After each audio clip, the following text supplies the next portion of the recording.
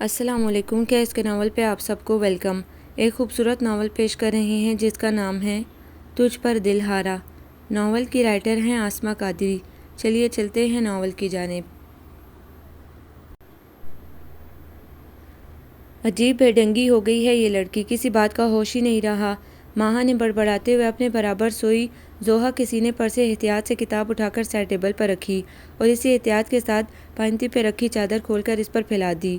اس کی اس عادت کو شدید ناپسند کرنے کے باوجود وہ اس کی نیند میں خلل نہیں ڈالنا چاہتی تھی، اور اس کی نیند رہ بھی کتنی گئی ہے۔ اس نے ایک سرد سیاہ بڑھتے ہوئے وال کلاک پر نظر ڈالی جو اس وقت 4:30 بجا رہی تھی۔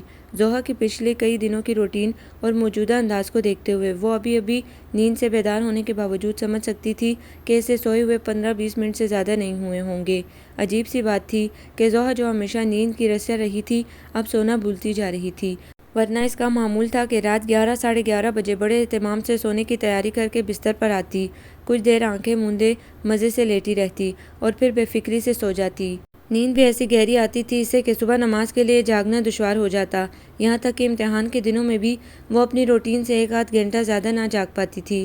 اس نے اپنے ہر کام کے لیے ایک ٹائم ٹیبل بنا رکھا تھا، درسی کتابوں کو پڑھنا، گھر کے کام، ٹی وی دیکھنا یا کسی تفریحی کتاب کا مطالعہ، کچھ بھی اسے اس کے مقررہ اوقات کو تبدیل کرنے پر مجبور نہیں کر پاتا تھا۔ وہ تو اپنی پسندیدہ ترین منصفہ کی تحریریں بھی ٹائم ختم ہو جانے پر اگلے دن کے لیے اٹھا رکھتی تھی، لیکن اب تو جیسے عجیب جنونی سی ہوتی جا رہی تھی۔ ٹی وی کے سامنے بیٹھتی تو رات گئے تک اٹھنے کا نام نہ لیتی، کتاب ہاتھ میں پکڑ کر بستر پر لیٹے لیٹے کچھ پڑھنا شروع کرتی تو جب تک الفاظ نظروں کے سامنے گڑبڑ نہ ہونے لگتے، آنکھیں نیند سے بوجھل ہو کر خود بخود بند نہ ہو جائیں اور ہاتھ میں پکڑی کتاب گر نہ جاتی، وہ سونے کے بارے میں سوچتی تک نہیں۔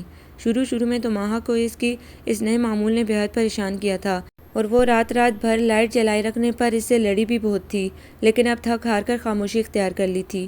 وہ اکثر سوچتی کہ کسی دن موقع ملنے پر کھل کر زوہا سے اس کے مسئلے پر بات کی جائے، کیونکہ وہ جانتی تھی کہ اپنے دل کی بات چھپا کر رکھنے کی عادی تھی۔ اپنی تقدیر کے اس عجیب و غریب موڑ کی ذمہ دار ایک طرح سے وہ خود ہی تھی۔ جب وقت ہاتھ میں تھا تو کسی قسم کا کوئی قدم نہ اٹھایا اور اب وحشی ہرنیوں کی طرح سارے میں چکراتی پھرتی تھی۔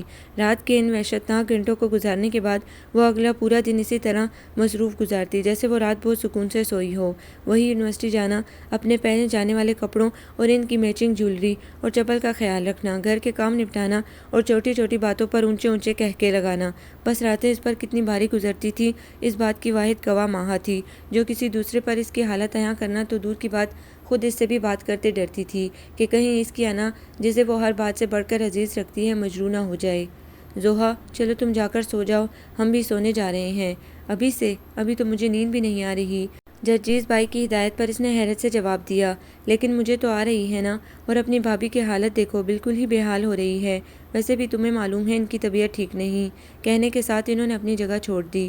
نیا بھابھی نے بھی ان کی تقلید کی۔ زوہا چند لمحے تو حیرت سے انہیں سیڑھیاں اترتے دیکھتی رہی، پھر یکدم ہی اس کی آنکھوں میں آنسو جلملانے لگے۔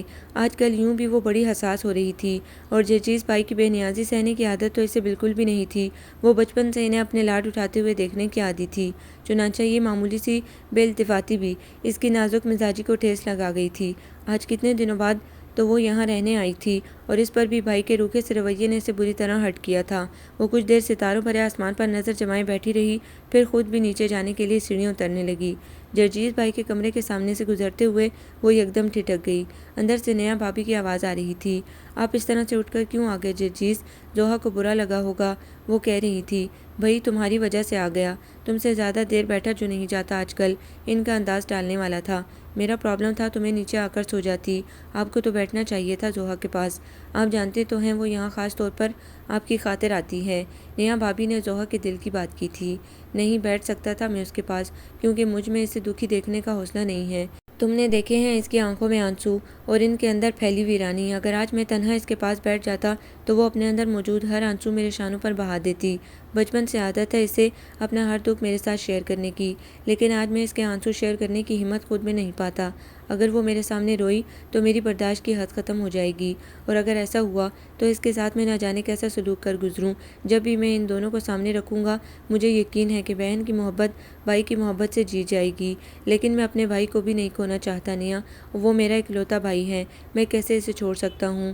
جرجیز بھائی عبداللہ کے لہجے میں جو بے بسی تھی اسے محسوس کر کے پہلے سے دکھی زوہا طارق کے دل کو مزید ٹھیس لگی۔ میں سمجھتی ہوں کہ میں نے اپنے دل کی ہر بات اپنے دل میں دفن کر لی ہے، لیکن جو لوگ اس دل کی ہر دھڑکن میں بستے ہیں، بھلا وہ یہاں ہونے والی شکست ریگ سے کس طرح ناواقف رہ سکتے تھے؟ بوجھل قدموں سے وہ خالہ امی کے کمرے کی طرف بڑھ گئی تھی۔ ان کی وفات کے بعد سے وہ جب بھی یہاں آتی اسی کمرے میں قیام کرتی تھی۔ وہاں اسے اب بھی ان کے وجود کی خوشبو محسوس ہوتی تھی، اور یہ خوشبو ہر بار اسے ماضی کے خوش رنگ دنوں کی یاد میں کھو جانے پر مجبور کر دیتی تھی۔ خالہ امی، آپ مجھے تانیہ آپی کی شادی کے لیے چٹا پٹی کا غرارہ سی کر ضرور دیجیے گا۔ سچ بہت پسند ہے مجھے، لیکن ممی کو سینا ہی نہیں آتا، کہیں سے نہیں لگتا کہ وہ آپ سے سوگر خاتون کی بہن ہیں۔ خالہ امی کی گود میں لیٹے لیٹے اپنی فرمائش نوٹ کروانے کے ساتھ اس نے ماں کے خلاف شکوہ بھی کیا۔ حمیرہ چھوٹی ہونے کی وجہ سے بہت لاڈلی تھی گھر بھر کی، اسی لیے ہم لوگوں نے اسے کبھی کسی الجھن میں نہیں ڈالا۔ اس سے تو بس وقت کے وقت تیار شدہ چیزیں مل جاتی تھیں استعمال کرنے کو، جیسے اب تمہیں مل جاتی ہیں۔ ہاں زوہا طارق صاحبہ جلوہ افروز ہیں ہمارے اس غریب خانے پر۔ جبھی تو میں کہوں یہ گھر کی فضاؤں میں غیبتوں کی بدبو کیوں پھیلی ہوئی ہے۔ وہ شاید باہر کھڑے کھڑے ہی خالہ بانجی کی گفتگو سن چکا تھا، لہٰذا اب اسے چڑھا رہا تھا، لیکن الفاظ کے برخلاف اس کی آنکھوں اور لہجے سے شگفتگی پھوٹ رہی تھی۔ غیبتیں کرنے کی عادت خود تمہیں ہی ہوگی، مجھ پر ایسا گھٹیا الزام لگانے کی جرات ہرگز مت کرنا۔ اس کی بات پر تب ہی تو گئی تھی، چنانچہ جٹ خالہ امی کی گود سے سر نکال کر لڑنے کھڑی ہو گئی۔ الزام لگا رہا ہوں، یہ خوب کہی تم نے، اور ابھی جو تم میری پیاری آنی کی برائیاں کر رہی تھی وہ کچھ نہیں، اسی کو تو کہتے ہیں چوری اور اس پر سے سینہ زوری۔ اسے زوہا کو چھیڑنے میں ہمیشہ ہی بہت لطف آتا کہ اس کا غصے سے سرخ پڑتا چہرہ کچھ اور حسین ہو جاتا تھا۔ تمہاری آنی ہے تو میری بھی ممی ہے، میرا جو دل چاہے میں انہیں کہہ سکتی ہوں۔ اس کی بات پر اندر ہی اندر شرمندہ ہونے کے باوجود وہ نہایت ڈٹائی سے بولی، ارے تم تو بڑی خطرناک لڑکی ہو، یعنی کل کو میری ماں کی برائیاں کرنے کھڑی ہو جاؤ گی، اور میں بولوں گا تو صاف کہہ دو گی کہ اپنی خالہ امی کی برائی کر رہی ہوں۔ تم کون ہوتے ہو روکنے والے؟ اس کے مخصوص انداز کی نقل اتارتے اس نے کچھ اس طرح سے یہ جملہ ادا کیا تھا کہ خالہ امی بھی مسکرا دیں۔ دیکھ رہی ہیں آپ خالہ امی، خواہ مخواہ ہی میرے منہ لگے جا رہا ہے۔ اس نے فوراً ہی اپنے سب سے بڑی حامی کو مدد کے لیے پکارا۔ خبردار عزیز، جو تم نے میری بیٹی کو تنگ کیا ہو تو یہ تو بہت ہی نیک اور معصوم ہے، جس گھر جائے گی وہاں خوشیاں رقص کرنے لگیں گی۔ اس کے دم سے ہی تو میرے گھر میں رونق ہو جاتی ہے کچھ دن کے لیے، ورنہ تم دونوں بھائی تو گھر میں ٹکتے ہی نہیں ہوں۔ تو آپ لے آئے نا اس رونق کو ہمیشہ کے لیے اس گھر میں۔ اس کی زمائنی انداز میں کی گئی سرگوشی خالہ امی نے تو شاید نہیں سنی، لیکن زوہا کے کانوں کی لوئیں تک سرخ پڑ گئی، لیکن یہ ظاہر کرنے کے لیے کہ اس نے کچھ نہیں سنا وہ بے نیازی سے قریب رکھے ایک رسالے کی ورق گردانی میں مصروف ہو گئی۔ وہ خود بھی اس کی طرف سے رخ موڑ کر اپنے جوتے اتارنے لگا، البتہ بآواز بلند گنگناہٹ جاری تھی۔ تم دونوں میں سے کون سخی ہے جو اس وقت مجھ غریب کو ایک کپ چائے پلا کر میری دعائیں سمیٹے گا؟ عزیز عبداللہ نے چہرے پر زمانے بھر کی مسکینیت طاری کرتے ہوئے سوال کیا۔ وہ آج یونیورسٹی سے سیدھا یہیں چلا آیا تھا۔ اصل میں آج خالہ امی اور حمیرہ آنی کا شاپنگ کے لیے جانے کا ارادہ تھا، اس لیے خالہ امی صبح ہی دونوں بھائیوں کو واپسی میں ان کے فلیٹ پر پہنچنے کی تاکید کر چکی تھیں۔ دوپہر کا کھانا تو تیار تھا، اس لیے ماں نے بنا کسی دشواری کے اس کے حضور پیش کر دیا، لیکن مسئلہ اب ایک کپ چائے بنانے کا تھا، جس کے لیے وہ نہایت عاجزی سے سوال کر رہا تھا۔ سوری عزیز بھیا، میں تو اس وقت کافی مصروف ہوں، ورنہ بنا دیتی۔ تھنر سے ناخنوں پر لگی نیل پالش صاف کرتی ماں نے بہانہ بناتے ہوئے معذرت چاہی۔ تم تو فارغ ہو زوہا، تم بنا دو۔ عزیز نے آرام سے دونوں پاؤں صوفے پر رکھے سامنے بیٹھی زوہا کی طرف امید بھری نظروں سے دیکھا۔ میں، یعنی کہ زوہا طارق، اور چائے بناؤں؟ امپاسبل، اتنی فضول چیز کے پیچھے اپنا قیمتی وقت میں ہرگز ضائع نہیں کر سکتی۔ ہاتھ پر ہاتھ دھرے بیٹھی وہ اسے اپنے وقت کے قیمتی ہونے کا احساس دلا رہی تھی۔ کیا چائے اور فضول چیز، وہ تو جیسے تل ملا ہی گیا۔ یہ دیکھو کتنے بڑے بڑے لوگ چائے کی قدر کرتے تھے۔ ونسٹن چرچل کو کون نہیں جانتا، وہ کہتا کیا ہے چائے کے ایک کپ سے بہتر بھی کوئی چیز ہے، اور یہ گریٹ گرینڈ میجول جن کی عمر 108 سال تھی کہتے ہیں چائے کا ایک کپ ہی زندگی ہے، جہاں چائے ہے وہاں امیدیں ہیں۔ یہ میں نہیں کہہ رہا، سر آرتھر پینیرو کا کہنا ہے۔ وہ خواتین کا ایک رسالہ ہاتھ میں پکڑے چن چن کر اس میں سے اپنے مطلب کی باتیں سنا رہا تھا۔ ونسٹن چرچل اور آرتھر پینیرو کے اقوال سے مجھے کیا لینا دینا؟ اگر علامہ اقبال اور قائد اعظم میں سے کسی نے کہا ہوتا تو میں غور بھی کرتی ان باتوں پر۔ اس کے دلائل کو بنا کسی خاطر میں لائے وہ نہایت اطمینان سے بولی، کام کام اور صرف کام، یہ بھی تو قائد اعظم نے فرمایا ہے، لیکن سارا دن فارغ رہتے ہوئے تو تمہیں ان کا یہ ارشاد یاد نہیں آتا؟ اس سے بحث کرنا فضول تھا، لیکن پھر بھی وہ الجھ گیا۔ ابھی وہ مزید کچھ کہنے ہی والا تھا کہ اطلاعی گھنٹی بج اٹھی اور زوہا جرجیز بھائی ہوں گے کہتے ہوئے برق رفتاری سے دروازے کی طرف دوڑی۔ اگلے ہی پل وہ ان کا بازو تھامے اندر آ رہی تھی۔ چہرے پر زمانے بھر کی خوشی تھی، ایسی جنونی محبت تھی ان سے کہ چاہے روز بھی ملے جوش و خروش میں کمی نہیں آتی تھی۔ وہ ہر بار یوں ان سے ملتی تھی کہ نہ جانے کتنے برسوں کی جدائی کے بعد ملاقات ہوئی ہو۔ بھائی آپ جلدی سے منہ ہاتھ دھو کر آ جائیں، اتنے میں کھانا لاتی ہوں۔ جرجیز عبداللہ کی خدمت پر کمر بستہ مستعد سی زویا کو دیکھ کر کوئی یقین نہیں کر سکتا تھا کہ یہ وہی لڑکی ہے جو ابھی چند لمحے پہلے صرف ایک کپ چائے بنانے کے لیے اتنی حجت سے کام لے رہی تھی۔ کھانا تو میں نہیں کھاؤں گا چاند، ہاسپٹل میں دوستوں کے ساتھ ہی لنچ کر لیا تھا آج۔ چہرے پر نرم سی مسکراہٹ لیے وہ اسے کہہ رہے تھے۔ جب یہاں آنا تھا تو کیوں کھا کر آئے؟ میں نے خاص طور پر آج آپ کے لیے شاہی ٹکڑے بنائے تھے اور ابھی تک آپ کے انتظار میں کھانا بھی نہیں کھایا۔ وہ چہرے پر خفگی سجائے روٹھے روٹھے لہجے میں بولی۔ اچھا ایسا ہے کہ تم میرے لیے ایک کپ چائے بنا دو، تمہاری بنائی سویٹ ڈش میں چائے کے ساتھ نوش کر لوں گا اور تم میرے ساتھ بیٹھ کر کھانا کھا لینا۔ جرجیز عبداللہ نے درمیانی راہ نکال کر اس کی خفگی دور کرنے کی کوشش کی، پر ایک شرط پر، آپ وہیں کچن میں ڈائننگ ٹیبل پر آ کر بیٹھ جائیں۔ اس کے نہایت آسانی سے حامی بھر لینے پر عزیز عبداللہ نے بغور اس کی طرف دیکھا۔ دوسری طرف وہ اس کی نظروں سے قطعی انجان مکمل طور پر جرجیز عبداللہ کی طرف متوجہ تھی، جو اب اٹھ کر اس کے ساتھ کچن کی طرف جا رہے تھے۔ جانے دیجیے محترم عزیز عبداللہ صاحب، یہ نظارہ اب اتنا نیا بھی نہیں جو آپ یوں حیران و پریشان بیٹھے ہیں۔ اتنی دیر سے خاموشی سے نیل پالش ناخنوں پر لگاتی ماں نے اسے ٹوکا۔ یہ لڑکی کبھی کبھی مجھے اپنے سگے بھائی سے جیلس ہونے پر مجبور کر دیتی ہے۔ وہ جھنجھلایا۔ کوئی فائدہ نہیں دل جلانے سے، بلکہ شکر کریں کہ چائے کی کچھ امید بن گئی ہے۔ اب یقیناً آپ کو بھی ایک کپ عنایت کر ہی دیا جائے گا۔ اس کے تاثرات کے برعکس ماہا کے انداز میں لاپرواہی تھی۔ میں کوئی تفیلیہ ہوں جو دوسروں کے ذریعے فائدہ حاصل کروں؟ بائک کی چابی اٹھائے وہ غصے میں تنتناتا ہوا گھر سے باہر نکل گیا، جبکہ ماہا سمجھ میں نہ آنے والے انداز میں شانے اچکا کر رہ گئی۔ تدیالی رشتے بس ایک دھندلی سی شبیہ کی صورت زوہا کی یادداشت میں باقی تھے۔ اس کے ذہن میں جتنے واقعات زندہ تھے وہ نہایت ناخوشگوار تھے۔ کبھی ممی پر چیختی چلاتی دادی کی شکل ذہن کے پردے پر ابھرتی تو کبھی آنے بہانے ممی کی تذلیل پر تلی تائی اماں کا خشونت بھرا چہرہ سامنے آ جاتا۔ پھوپھو بھی کم نہیں تھی، جب بھی میکے کا چکر لگاتی ماں کا دل بہو سے مزید خراب کر جاتی۔ دادی جو یوں کبھی ممی سے خوش نہ رہتی تھی، ان کے ہر چکر کے بعد مزید ناقابل برداشت ہو جاتی۔ لیکن حیرت تو اسے ممی کے برداشت پر ہوتی تھی، جو ہر برا رویہ بہت ضبط سے برداشت کر لیتی۔ ڈیڈی کی گھر میں آمد کے ساتھ ہی شکایتوں کا ایک پورا پنڈورا باکس ہوتا تھا، جو دادی ممی کے خلاف کھول کر بیٹھ جاتی تھی، جبکہ ممی کے پاس ان تمام نفرت انگیز رویوں کا صرف ایک ہی جواب تھا: خاموشی۔ آخر ممی نے ایسا کون سا قصور کیا ہے جو یہ لوگ انہیں بخشنے پر تیار نہیں ہوتے، اور ممی کی کون سی کمزوری ان لوگوں کے ہاتھ لگ گئی ہے کہ ممی اس سب پر احتجاج تک نہیں کرتی؟ گھر کے ماحول میں پائی جانے والی کشیدگی کی فضا 6 سال کی زوہا کو سوچنے پر مجبور کر دیتی۔ لیکن پھر اچانک کی زندگی کا یہ تکلیف دہ دور ختم ہو گیا۔ کاروبار میں تایا جی سے ہونے والا کوئی اختلاف اس حد تک بڑھا کہ ڈیڈی نے ان سے الگ ہونے کا فیصلہ کر لیا۔ ڈیڈی کے فیصلے پر گھر میں مخالفت کا ایک طوفان اٹھا تھا۔ کوئی بھی ان کو سمجھنے یا ان کا ساتھ دینے کے لیے راضی نہ تھا۔ صرف چھوٹے چچا نے دبے دبے الفاظ میں معاملے کو خوش اسلوبی سے نپٹانے کی بات کی تھی، لیکن ان کی اس رائے کو بھی بڑی شدت کے ساتھ رد کر دیا گیا تھا۔ یوں بھی آخری فیصلے کا حق دادی کے پاس تھا، کیونکہ ساری جائیداد اور کاروبار ان کے نام تھا۔ دادی جو نہ جانے ڈیڈی سے کس بات پر خفا تھیں کہ اس موقع پر جانبداری سے کام لے گئیں۔ یہ جائیداد کبھی تقسیم نہیں ہوگی اور نہ ہی کاروبار علیحدہ ہوگا۔ جسے یہاں رہنا ہے اس طرح رہے، ورنہ جہاں دل چاہے چلا جائے، انہوں نے بڑے واشگاف الفاظ میں اعلان کیا تھا۔ اور پھر پتہ نہیں ہمیشہ کے نرم خو مصالحت پسند ڈیڈی کس طرح اس قدر غصے میں آ گئے کہ انہوں نے اسی وقت کھڑے کھڑے گھر چھوڑ دینے کا فیصلہ کر لیا تھا۔ ممی عجلت میں اپنی جولری، زوہا اور ماہا کی چند ضروری چیزیں ہی سمیٹ سکی تھیں۔ پھر وہ لوگ وہاں سے کراچی نانوں کے گھر شفٹ ہو گئے تھے۔ دادی یا گھر کے کسی فرد نے ان لوگوں کو روکنے کی کوشش نہیں کی تھی۔ چھوٹے چچا نے کمرے کا دروازہ بند کر لیا تھا۔ شاید ان سے یہ کھلی ناانصافی برداشت نہیں ہو سکی تھی۔ ان کے علاوہ ایک فرد اور بھی تھا جسے زوہا نے اداس دیکھا تھا، تائی امی کا بڑا بیٹا منیب، جو گھر سے نکلنے سے پہلے اپنے لاڈلے طارق چاچو کی طرف لپکا تھا اور جس کا ہاتھ پکڑ کر تائی امی نے اسے واپس اندر گھسیٹ لیا تھا۔ لوہے کا بڑا سا گیٹ ان لوگوں کے پیچھے بڑی زوردار آواز میں بند ہوا تھا۔ اس آواز پر ہی زوہا نے پلٹ کر پیچھے کی طرف دیکھا تھا۔ بڑا سا سیاہ گیٹ جس کے اوپر بوگن ویلیا کی بیل اپنی بہار دکھاتی تھی، بڑی مضبوطی سے بند تھا، یوں جیسے کبھی نہ کھلے گا۔ شعور اور ادراک کی عمر میں نہ ہونے کے باوجود اس پل زوہا نے اپنے دل میں ایک کسک سی محسوس کی تھی۔ حمیرہ کی بچیاں تو مجھے حمیرہ سے بھی 4 قدم آگے دکھائی دیتی ہیں۔ اس نے تو پھر بھی یونیورسٹی پہنچ کر رنگ ڈنگ دکھائے تھے، یہ تو لگتا ہے اسکول لائف میں ہی ماں باپ کو بر ڈھونڈنے کی زحمت سے نجات دلا دیں گی۔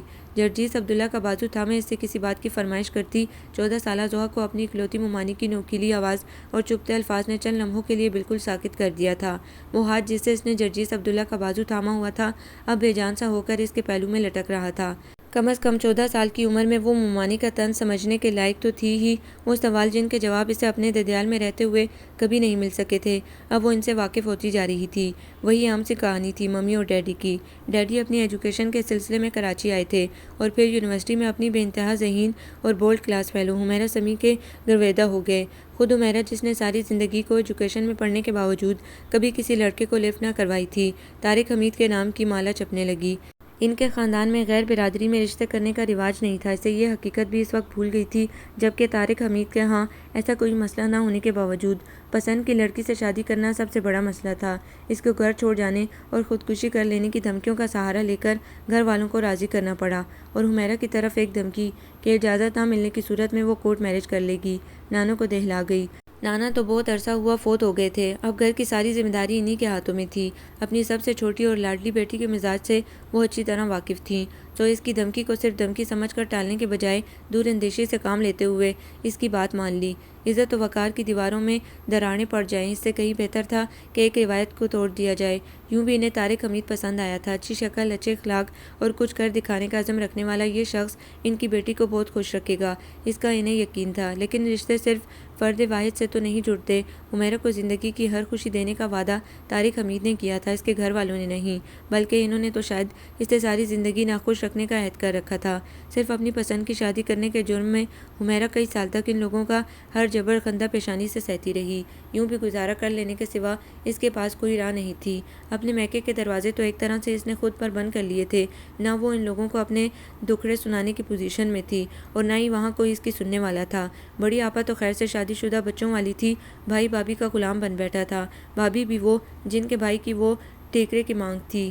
ان کے بھائی کو ٹھکرا کر حمیرہ نے جو کسی دوسرے شخص سے رشتہ جوڑ لیا تھا، اس غم کو بھولنے کی کوشش کرنے کے باوجود وہ بھول نہ پائی تھی، اور کبھی نہ کبھی کوئی زہر بھرا جملہ ان کے لبوں سے نکل ہی جاتا تھا، جیسے اس وقت انہوں نے زوہا طارق کو چاروں شانے چت کر دیا تھا۔ احساس ذلت کی وجہ سے وہ نظریں اوپر نہ اٹھا پا رہی تھیں۔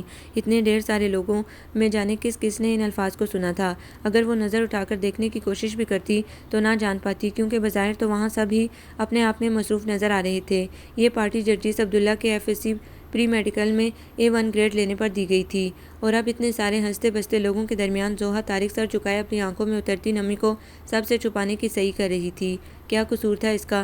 صرف یہی نہ کہ وہ جرجیس عبداللہ کو اپنا بھائی سمجھتی تھی اور اس وقت بہنوں والے مان کے ساتھ ہی اس سے اس کی اتنی بڑی خوشی کی علیحدہ سے ٹریٹ مانگ رہی تھی، لیکن نہیں، شاید اس کا سب سے بڑا قصور تو حمیرہ کی بیٹی ہونا تھا۔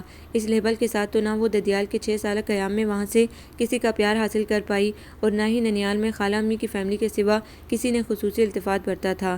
خالہ امی وہ واحد ہستی تھی جنہوں نے حمیرہ کے ناکردہ جرم کو معاف کرنے میں بالکل دیر نہیں لگائی، بلکہ وہ تو حمیرہ کی زبان سے سسرال میں ہونے والے ناروا سلوک کا سرسری سا ذکر سن کر ہی رو پڑی تھیں۔ لیکن جس طرح اس نے اپنی ذات کو مٹا کر وہاں دن گزارے تھے، اس پر وہ کبھی کبھی داد دینے لگتیں۔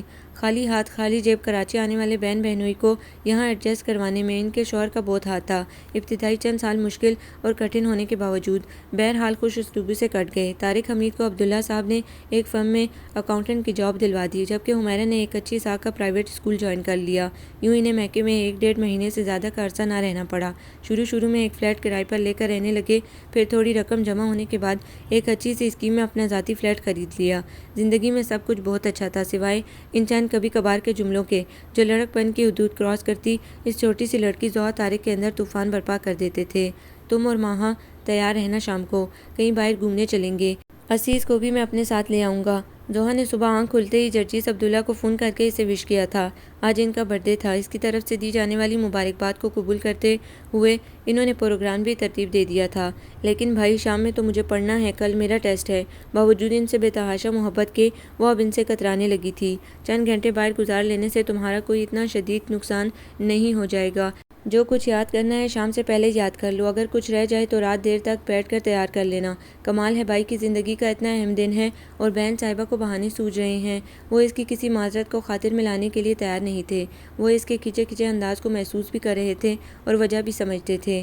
میری بالکل بھی تیاری نہیں ہے، میں فیل ہو جاؤں گی۔ دوسری طرف وہ دہائی دے رہی تھی، تو ہو جاؤ فیل۔ ویسے بھی ایسے نالائق اسٹوڈنٹ کو جو بالکل عین وقت پر رٹے لگا کر ٹیسٹ دے، فیل ہی ہو جانا چاہیے۔ ان کے فیصلے میں ترمیم کی کوئی گنجائش نہیں تھی، چنانچہ تھک ہار کر اس نے بات مان لی۔ شام کو دونوں بہنیں ان لوگوں کی آمد سے پہلے تیار تھیں۔ ماہا کی فرمائش پر ان لوگوں نے ہل پارک کا رخ کیا تھا۔ وہاں اس مقام پر کھڑے ہو کر جہاں سے سارے شہر کی روشنیاں دکھائی دیتی تھیں اور گھاس کے ایک خطے پر بیٹھ کر کیک کاٹنے تک زوہا پر ایک عجیب سی بے قلی طاری رہی۔ جرجی سب دیکھ اور محسوس کر رہے تھے، لیکن پھر بھی نارمل طریقے سے اسے ٹریٹ کرنے کی کوشش میں تھے۔ کیا خیال ہے، پلے لینڈ چلیں، جھولا جھولوں گی؟ انہوں نے اچانک پوچھا۔ نہیں، میرا دل نہیں چاہ رہا، ویسے بھی اب میں کوئی بچی نہیں رہی، اس نے بڑے بیزار سے انداز میں جواب دیا۔ جرجیز بھائی، مجھے جھولا جھولنا ہے۔ 11 سالہ ماہا پھیل گئی۔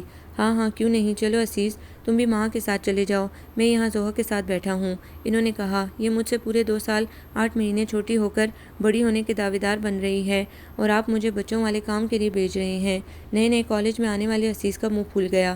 جھولا جھولنے کے لیے کسی مخصوص عمر کی قید نہیں، انسان ہر عمر میں جھول سکتا ہے۔ اگر تمہارا دل چاہے تو تم بیٹھ جانا اور نہ ماہا کو لے جاؤ، آفٹر آل تم اس کے بڑے بھائی ہو۔ انہوں نے اسے جوش دلایا تو وہ سر ہلاتا ماہا کی انگلی تھام کر جھولوں والے حصے کی طرف بڑھ گیا، جبکہ انہوں نے اپنا رخ زوہا کی طرف موڑ لیا۔ یہ چند مہینوں میں آپ کچھ زیادہ بڑی نہیں ہو گئی ہیں؟ ان کے قدرے غصے سے بولنے پر اس نے اپنی توجہ سامنے لگے درختوں کی طرف مبذول کر دی۔ تمہیں وائلڈ لائف پر تحقیق کے لیے یہاں نہیں لایا گیا ہے۔ اس کی توجہ کا مرکز بھانپ کر وہ جھنجھلائے۔ تو اب یہاں بیٹھ کر میں اور کیا کروں؟ وہ نہایت معصومیت سے پوچھ رہی تھی۔ وہی جو اب تک کرتی رہی ہو، مجھ سے آئس کریم کی فرمائش کرو، یا یہ جو بھٹے والا کھڑا ہے اس کے سارے بھٹے میری جیب خالی کروا کر خرید لو، جو تمہارا دل چاہے وہ کرو۔ ان کی بات پر اس نے بس ایک نظر اٹھا کر ان کے چہرے کی طرف دیکھا اور پھر دوبارہ اپنے پہلے والے مشغلے میں مصروف ہو گئی، لیکن اس ایک نگاہ میں جو شکوہ اور درد تھا، اسے جرجیس عبداللہ نے پوری طرح محسوس کیا تھا۔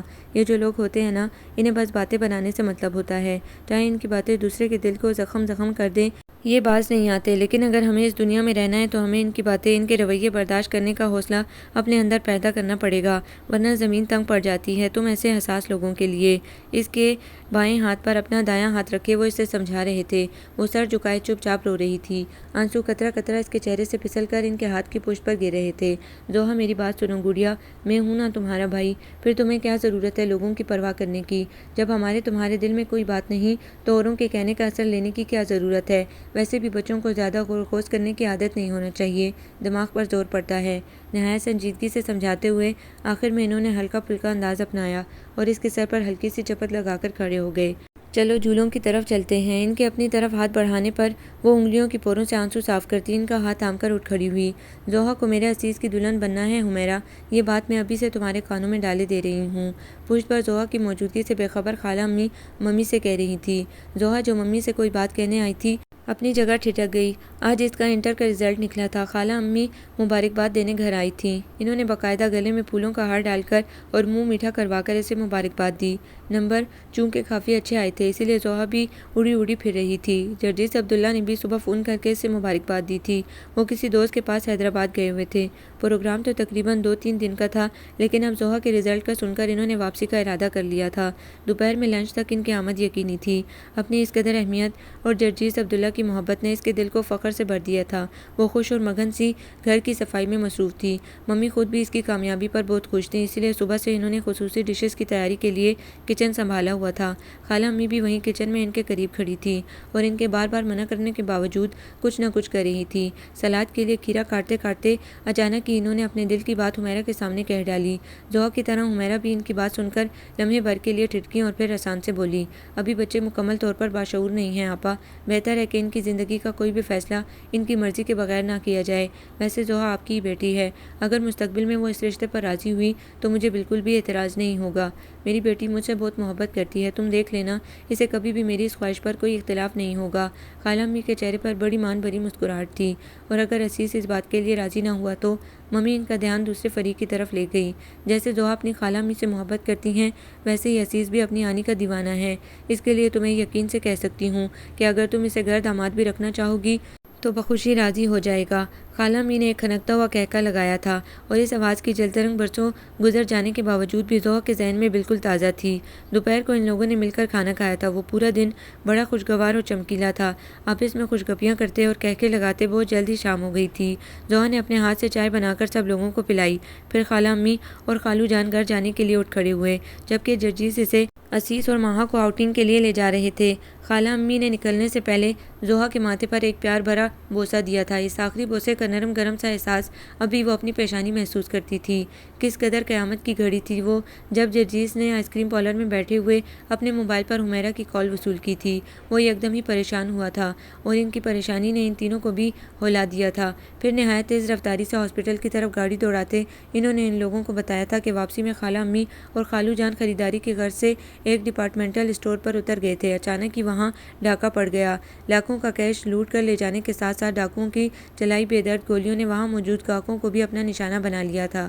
حمیرہ کی دی گئی اطلاع کے مطابق وہ لوگ شدید زخمی حالت میں ہاسپٹل میں تھے، لیکن وہاں پہنچ کر ان لوگوں نے جانا کہ دراصل سب کچھ بہت پہلے ہی ختم ہو گیا تھا۔ خالو کے سینے اور خالہ امی کے پیٹ میں لگنے والی بے درد گولیوں نے ان کی روحوں کا جسم سے رشتہ موقع پر ہی توڑ دیا تھا۔ پولیس کی کارروائی اور ان کی جیب سے ملنے والے شناختی کارڈ کی مدد سے گھر کا ایڈریس معلوم کر کے وہاں اطلاع پہنچانے میں چند گھنٹے لگ گئے تھے۔ گھر میں اس وقت صرف ان کی برسوں پرانی ملازمہ موجود تھی، جس نے فوراً ہی فون کر کے حمیرہ کے گھر پر اطلاع دی تھی۔ جرجیز عبداللہ، جس نے ایک ڈاکٹر کی حیثیت سے دن رات بے شمار لوگوں کو موت کے منہ میں جاتے دیکھا تھا، اس وقت بالکل ساکت کھڑے تھے۔ ان کے امی ابو اتنی خاموشی سے چلے گئے تھے، انہیں یقین نہیں آتا تھا۔ کاش قدرت انہیں موقع دیتی، انہیں ان کا ہنر آزمانے کی مہلت دیتی، تو وہ اپنا سارا علم اپنے ماں باپ پر خرچ کر کے ان کی زندگی بچانے کی کوشش کرتے۔ لیکن بھلا تقدیر کے اٹل فیصلوں کو بھی کوئی ٹال سکا ہے؟ عزیز کو اپنے بازوں میں سمیٹتے خود ان کا ضب بھی ٹوٹ گیا تھا اور آنسو ایک سیل رواں کی طرح بہہ نکلے تھے۔ لڑکیاں کیسے کیسے حربے استعمال کر کے لڑکوں کو اپنا گرویدہ کر لیتی ہیں، کبھی میری بیٹیوں کو اس چیز کا خیال نہیں آتا۔ وہ عزیز کو دودھ کا گلاس دے کر اس کے کمرے سے نکلی تو مومانی کے طنزیہ انداز نے اس کے پہلے سے مضمحل وجود کو مزید ڈھانسا دیا۔ ابھی کل ہی تو وہ لوگ خالہ امی اور خالو جان کے صوم سے فارغ ہوئے تھے۔ 3 دن تک تو ماہا اور ممی سمیت اسے خود بھی کوئی ہوش نہیں تھا۔ وہ دیوانوں کی طرح بار بار ہر کمرے میں جا کر خالہ امی کو تلاش کرنے لگتی اور پھر تھک ہار کر گھٹنوں میں سر دے کر رونے بیٹھ جاتی۔ ہر لمحہ یہی احساس ہوتا کہ وہ یہیں کہیں آس پاس موجود ہیں، کچن میں کھانا بنا رہی ہیں یا اپنے کمرے میں نماز میں مصروف ہیں۔ لیکن پھر جلد ہی خوفناک حقیقت اس کے ذہن میں جاگ اٹھتی اور اسے اپنے پہلو میں درد کی لہریں سی اٹھتی محسوس ہوتی۔ ہر شخص ہی اپنی جگہ سخت اپسیٹ تھا۔ آہوں اور سسکیوں میں ڈوبے یہ 3 دن بے انتہا طویل تھے، جو بہرحال گزر ہی گئے۔ صوم کے بعد تمام عزیز و اقارب اپنے اپنے گھر چلے گئے تھے۔ صرف وہ لوگ اور ماموں کی فیملی خالہ امی کے گھر پہ رکے ہوئے تھے۔ 3 دن تک گھر کا نظام کیسے چلا اور کس نے چلایا، کچھ ہوش نہیں تھا۔ لیکن چوتھے دن جب سب لوگوں کے جانے کے بعد ضحیٰ نے گھر کی حالت دیکھی تو اسے وحشت سی ہونے لگی۔ خالہ امی اپنا گھر ہمیشہ نہایت صاف ستھرا اور سلیقے سے سجا کر رکھتی تھی، لیکن اب تو یوں لگتا تھا کہ کوئی شے اپنے ٹھکانے پر نہ ہو۔ کشن ادھر ادھر بکھرے ہوئے تھے، ایش ٹرے سگریٹ کے ٹوٹوں سے بھری ہوئی تھی، فرنیچر بے حد گرد آلود ہو رہا تھا۔ صرف 3 دن میں خالہ امی کے گھر کا نقشہ ہی بدل گیا تھا۔ ضحیٰ سے یہ سب برداشت نہ ہوا اور ماہا کو اپنے ساتھ لگا کر گھر کی صفائی میں لگ گئی۔ جب تک ہر شے پہلے والی حالت میں واپس نہ آ گئی، اسے چین نہ آیا۔ لیکن کیا چیزوں کو واپس ان کی جگہ پر لانے سے لوگ بھی واپس آ سکتے ہیں؟ اس کے ذہن میں ابھرتے اس خیال نے اس کی آنکھوں کو دھندلا دیا تھا اور وہ وہیں ایک صوفے پر بیٹھ کر رونے لگی۔ جرجیز، جو ظہر کی نماز پڑھ کر ابھی ابھی گھر میں داخل ہوئے تھے، سیدھے اس کے پاس چلے آئے۔ اسے اپنے بازوں کے گھیرے میں لے کر انہوں نے اسے تسلی دینے کی ایک خاموش سی کوشش کی تھی، لیکن وہ تو مزید بکھر گئی۔ اس کے آنسوں نے ان کا گریبان بھگو ڈالا تھا اور وہ بے بس سے بیٹھے تھے۔ تبھی طارق صاحب وہاں آ گئے۔ بری بات ہے ضحیٰ بیٹا، اس طرح کرنے سے مرنے والوں کی روح کو تکلیف ہوتی ہے، رونے سے کوئی فائدہ نہیں۔ رونا آپ کی خالہ امی اور خالو جان کے کام نہیں آئے گا، انہیں آپ کے آنسوؤں کی نہیں دعاؤں کی ضرورت ہے۔ آپ اللہ تعالیٰ سے ان کی مغفرت کی دعا مانگو۔ اس طرح رو رو کر نہ صرف آپ ان کی روحوں کو تکلیف پہنچا رہی ہیں، بلکہ بھائی کو بھی آپ نے پریشان کر دیا ہے۔ آپ کا تو فرض بنتا ہے کہ اپنے بھائی کا خیال رکھو، ان کی ضرورتوں کی طرف توجہ دو۔ ڈیڈی کے سمجھانے پر اسے خیال آیا تھا کہ ابھی کسی نے دوپہر کا کھانا بھی نہیں کھایا۔ ملازمہ کھانا تیار کر چکی تھی، چنانچہ وہ آنسو صاف کرتے ہوئے اٹھ کھڑی ہوئی اور سب کو ڈائننگ روم میں جمع کر کے کسی نہ کسی طرح کھانے پر آمادہ کر لیا۔ صرف عزیز تھا جس نے 1-2 لقموں سے زیادہ کچھ بھی منہ میں نہیں ڈالا تھا، اور رات کے کھانے پر تو وہ موجود ہی نہیں تھا۔ اس کے بھوکے ہونے کا احساس کر کے ہی وہ رات کو دودھ کا گلاس دینے کی غرض سے اس کے کمرے میں گئی تھی اور 1000 خوش آمدوں کے بعد اسے آدھا گلاس دودھ پینے پر راضی کر پائی تھی۔ اپنے اس خلوص کا صلہ اسے مومانی کے نشتر کی طرح روح کو کاٹتے جملے کی صورت میں مل گیا تھا۔ مومانی اور ان کی بیٹیاں خود تو کسی کا خیال نہیں رکھتی تھیں اور دوسرے کے خلوص کو بھی انہیں شک کی نگاہ سے دیکھنے کی عادت تھی۔ یوں بھی اوپر تلے کی 3 بیٹیوں نے ان کی نیندیں اڑا رکھی تھیں۔ بڑی تانیہ کا رشتہ تو انہوں نے اپنے اکلوتے بیٹے کے بدلے میں اپنے بھائی کے بیٹے سے کر دیا تھا، جبکہ باقی 2 کے لیے نند کے بیٹوں سے امید لگائے بیٹھی تھیں۔ لیکن نند اور خود ان کے دونوں بیٹوں جرجیس اور عزیز کا حمیرہ اور اس کی بچیوں سے بے انتہا لگاؤ ان کے دل میں وسوسے پیدا کر دیتا تھا۔ میں نے کہہ دیا نا کہ مجھے کسی سے نہیں ملنا تو بس نہیں ملنا۔ اب اگر تم نے میرے کمرے کا دروازہ نوک کرنے کی کوشش کی تو میں تمہارا سر توڑ دوں گی۔ ضحیٰ کا غصے سے سرخ ہوتا چہرہ ذرا کی ذرا دروازے کی اوٹ سے نظر آیا تھا، اور پھر اس نے دھاڑ کی زوردار آواز کے ساتھ دروازہ دوبارہ سے بند کر دیا تھا۔ اس کے لہجے کی گرج، آنکھوں کی لپک اور دروازے کی دمک تینوں ہی اتنی زوردار تھیں کہ دروازے کے سامنے کھڑی ماہا نے جہاں سینے پر ہاتھ رکھ کر اپنے دل کی دھڑکن قابو کرنے کی کوشش کی، وہیں لاؤنج میں گھنٹے بھر سے ان کے انتظار میں خوار ہوتا عزیز بھی چلا گیا۔ آج ضحیٰ کی سالگرہ تھی اور وہ اس کی زندگی کے اس اہم ترین دن پر اسے وش کرنے بڑے ارمانوں سے یہاں تک آیا تھا، لیکن اس کے تو مزاج ہی نہیں مل رہے تھے۔ وہ کمرے میں اندھیرا کیے دروازہ اندر سے لاک کر کے بیٹھی ہوئی تھی۔ ماہا نے کئی بار دستک دی لیکن جواب ندارت تھا۔ ادھر عزیز کو انتظار میں بیٹھے دیکھ کر وہ نہایت سکی محسوس کر رہی تھی، لہٰذا تھک ہار کر جارحانہ انداز اختیار کیا اور دروازے کو بری طرح پیٹ ڈالا، لیکن ادھر سے بھی رد عمل اتنی شدت سے ظاہر ہوا تھا۔ ضحیٰ پلیز باہر آ جاؤ، عزیز بھائی کب سے تمہارے انتظار میں بیٹھے ہیں۔ کوئی برتھ ڈے پر وش کرنے آئے تو اس کے ساتھ ایسا سلوک تو نہیں کرتے۔ اس کے انداز سے اندر ہی اندر خائف ہونے کے باوجود ماہا نے اسے باہر نکالنے کی ایک اور کوشش کی۔ میں نے کوئی انویٹیشن کارڈ نہیں بھیجا تھا انہیں، اپنی مرضی سے آئے ہیں، جب دل چاہے گا واپس بھی چلے جائیں گے۔ ہر درجہ بے مروتی لہجے میں سموئے اس کے جملے نے نہ صرف ماہا کو شرمندہ کیا بلکہ عزیز کے چہرے پر بھی سرخی دوڑ گئی۔ سوری عزیز بھائی، پتہ نہیں آج اسے کیا ہو گیا ہے۔ شرمسار سی ماہا عزیز کے سامنے کھڑی اس کے رویے پر معذرت کر رہی تھی کہ ٹیلی فون کی بیل نے ان کی توجہ اپنی طرف کھینچ لی۔ ہیلو، کون؟ جرجیس بھائی، السلام علیکم۔ چلیں اچھا ہوا آپ نے فون کر لیا، ورنہ وہ آپ کی لاڈلی بہن تو کٹکنی بلی بنی ہوئی ہے، بات سننے سے پہلے پنجہ مارنے کو تیار ہے۔ جی اچھا، بلاتی ہوں اسے۔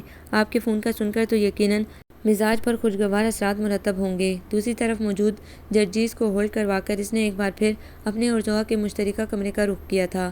ضحیٰ، جرجیس بھائی کا فون ہے، تم سے بات کرنا چاہ رہے ہیں۔ اس چھوٹی سی اطلاع میں جانے کیسی تاثیر تھی کہ اگلے ہی لمحے دروازہ کھٹ سے کھل گیا۔ اب وہ بنا ادھر ادھر دیکھے ٹیلی فون اسٹینڈ کی طرف جا رہی تھی، اور وہیں ایک صوفے پر بیٹھے عزیز عبداللہ کا خون نقطۂ ابال سے بھی زیادہ گرم ہو چکا تھا، اور وہ نہایت خون آشام نظروں سے اسے گھورنے کے بعد باہر کا رخ کر چکا تھا۔ ماہی، چلو تیار ہو جاؤ، جرجیس بھائی نے بلایا ہے، خالہ امی کے گھر چلتے ہیں۔ فون سن کر فارغ ہوئی تو اس کا لہجہ حیران کن حد تک بدل چکا تھا۔ خالہ امی کے گھر چلتے ہیں، مگر کس کے ساتھ؟ ماہا اس کی بات سن کر بھنائی۔ عزیز کے ساتھ، جرجیس بھائی نے ہمیں لینے ہی تو اسے یہاں۔ بولنے کے ساتھ ہی اسے گھر میں عزیز کی غیر موجودگی کا احساس ہوا تو وہ جملہ ادھورا چھوڑ کر ماہا کی طرف سوالیہ نظروں سے دیکھنے لگی۔ جا چکے ہیں وہ یہاں سے؟ تمہارے خیال میں تمہاری طرف سے اتنی زیادہ عزت افزائی ہونے کے بعد بھی وہ یہاں رکے رہتے؟ ماہا اس کی نظروں میں موجود سوال کو بھام کر اب اسے آڑے ہاتھوں لے رہی تھی۔ وہ تمہیں تو پتہ ہے نا ماہی، جرجیس بھائی برتھ ڈے پر صبح صبح مجھے وش نہ کریں، ایسا تو کبھی ہوتا ہی نہیں، لیکن آج انہوں نے مجھ سے کانٹیکٹ نہیں کیا تو مجھے غصہ آنے لگا۔ اس پر ممی بھی صبح سے غائب ہیں، اس لیے میرا موڈ زیادہ ہی خراب تھا۔ وہ چھوٹی بہن کے سامنے اپنے رویے کی وضاحت کر رہی تھی، لیکن وہ بھی اسے اتنی آسانی سے بخشنے کو تیار نہیں تھی۔ غصہ تمہیں جرجیس بھائی اور ممی پر آ رہا تھا، اور نکالا تم نے بیچارے عزیز بھائی پر۔ یہ تو کوئی انصاف نہیں، کتنے خلوص سے وہ تمہیں وش کرنے آئے تھے اور تم نے انہیں کتنی بری طرح ڈس ہارٹ کیا ہے۔ اب جانے دو نا یار، میں بعد میں اس سے ایکسکیوز کر لوں گی۔ گلاس ٹیبل پر رکھے سرخ گلاب کے بوکے سے بمشکل نظر چراتے وہ ماہا سے مخاطب تھی۔ گلابوں کی خوشبوؤں کے ساتھ کسی کے جذبوں کی جو مہک گندی تھی، وہ اس کو محسوس کرنے کے باوجود بھی ہمیشہ پہلو تہی کی کوشش کرتی تھی۔ محبت کی اتنی بے قدری نہیں کرتے ضحیٰ، ورنہ یہ روٹھ جاتی ہے۔ اس سے 3 سال چھوٹی ہونے کے باوجود بھی ماہا اسے سمجھانے کی کوشش کرتی تھی۔ فار گاڈ سیک ماہی، اپنا یہ فلسفہ پھر کسی وقت کے لیے اٹھا رکھو، ابھی تو مجھے صرف جرجیس بھائی تک پہنچنے کی بےتابی ہے۔ ضحیٰ کی بات سن کر ماہا ایک ٹھنڈی سانس بھرتے ہوئے جرجیس عبداللہ کا نمبر ڈائل کرنے لگی تھی۔ موجودہ حالات میں وہی ان لوگوں کو لینے یہاں آ سکتے تھے۔ اپنے کرب کو چھپا کر ہنسنا مشکل ہوتا ہے، دھیمی دھیمی آنکھ میں جلنا مشکل ہوتا ہے، یوں تو ضبط بہت ہے ہم کو، لیکن کیا بتلائیں، آنکھ تک آئے آنسو پینا مشکل ہوتا ہے۔ آتی جاتی لہروں پر نظریں جمائے اس کی آنکھیں شدت ضبط سے سرخ ہو رہی تھیں۔ حمیرہ آنی کے گھر سے نکل کر وہ جانے کتنی دیر شہر کی سڑکوں پر مارا مارا پھرا تھا، اور جانے کس طرح اس نے گاڑی کا رخ سی ویو کی طرف موڑ لیا تھا، اسے کچھ خبر نہیں تھی۔ وہ تو بس رگوں پے میں دوڑتی آگ کو بجھانے کی صحیح کر رہا تھا۔ زوہا کے رویے نے اس کو بے انتہا کرب میں مبتلا کر دیا تھا۔ اپنے اندر کروٹیں لیتے اس کرب اور سینے میں جلتی آگ کو قابو میں کیے بغیر وہ واپس گھر کا رخ نہیں کرنا چاہتا تھا، جب بھی بار بار موبائل کی بیل اور اسکرین پر نظر آنے والی جرجیز کے نمبر سے بھی نظریں چرا رہا تھا، لیکن دوسری طرف وہ بھی بڑی مستقل مزاجی سے اس کے پیچھے پڑے تھے۔ ہم سب تمہارا انتظار کر رہے ہیں، یہ میسج بھی کئی دفعہ مل چکا تھا، لیکن اس نے اپنی سماعتوں اور آنکھوں کو مکمل طور پر بند کر رکھا تھا، بلکہ اس نے چڑھ کر موبائل بھی آف کر دیا تھا۔ اس وقت اسے ساری دنیا بری لگ رہی تھی، یہاں تک کہ اپنے بے انتہا محبت کرنے والے بھائی سے بھی حسد محسوس ہو رہا تھا۔ آج کتنے ہی مہینوں بعد تو اس کے دل نے خوش ہونے کی خواہش کی تھی۔ وجہ زوہا کی سالگرہ تھی، زوہا جو اس سے کچھ عرصے سے بہت اچھی لگنے لگی تھی اور جو اس کی زبان سے بے ساختہ ہی نکل جانے والے جملوں پر خود کو لاپرواہ پوز کرتے ہوئے بھی شرم سے سرخ پڑ جاتی تھی۔ اس کی برتھ ڈے پر بے ساختہ ہی اس کا دل چاہا کہ اسے کچھ مختلف طریقے سے وش کرے، ورنہ ہمیشہ تو وہ لوگ امی ابو کے ساتھ مل کر شام کو اس کے گھر جاتے تھے۔ البتہ جرجیز صبح ہی اسے وش کر دیتے تھے، لیکن آج اس نے خاص طور پر انہیں روک دیا تھا۔ بھائی پلیز آج آپ اسے فون مت کیجیے گا، آج میں اسے سرپرائز دینا چاہتا ہوں۔ اس کے کہنے پر جرجیز عبداللہ مسکرا دیے تھے، اور پھر ان لوگوں نے فون کر کے چھپکے سے حمیرہ آنی کو اپنے گھر بلا لیا تھا۔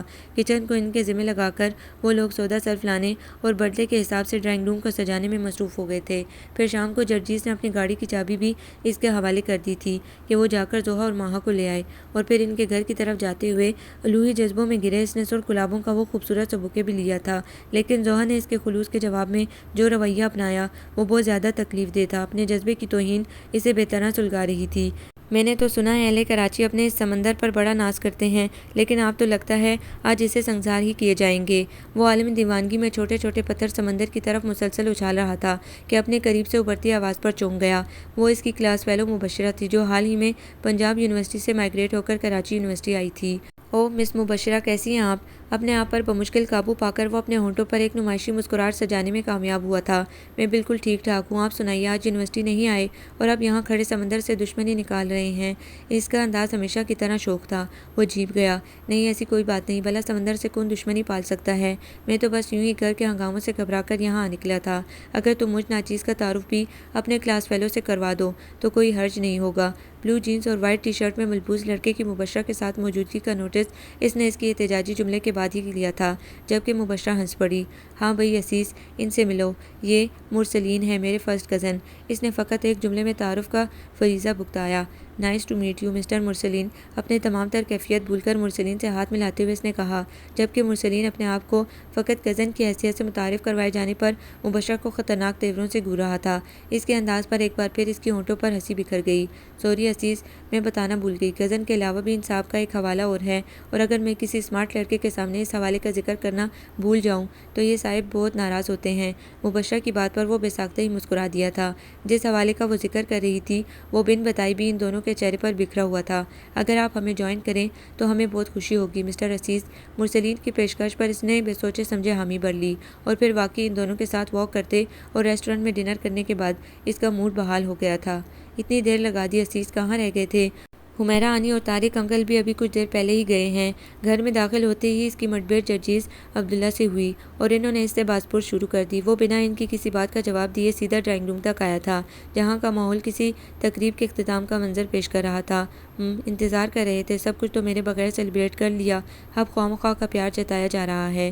لوازمات سے بڑی ٹرالی جس پر عادت سے زیادہ استعمال شدہ کیک کی پلیٹ سب سے نمایاں تھی کو ایک طرف دھکیل کر صوفے پر بیٹھتے ہوئے اس نے جلے دل سے سوچا، آنی اور ماہا تو بالکل بھی راضی نہیں ہو رہی تھی تمہارے بغیر کیک کاٹنے کے لیے، لیکن مجھے پتا تھا کہ تم جان بوجھ کر غائب ہوئے ہو، اسی لیے میں نے بھی اصرار کر کے زوہا سے کٹوایا۔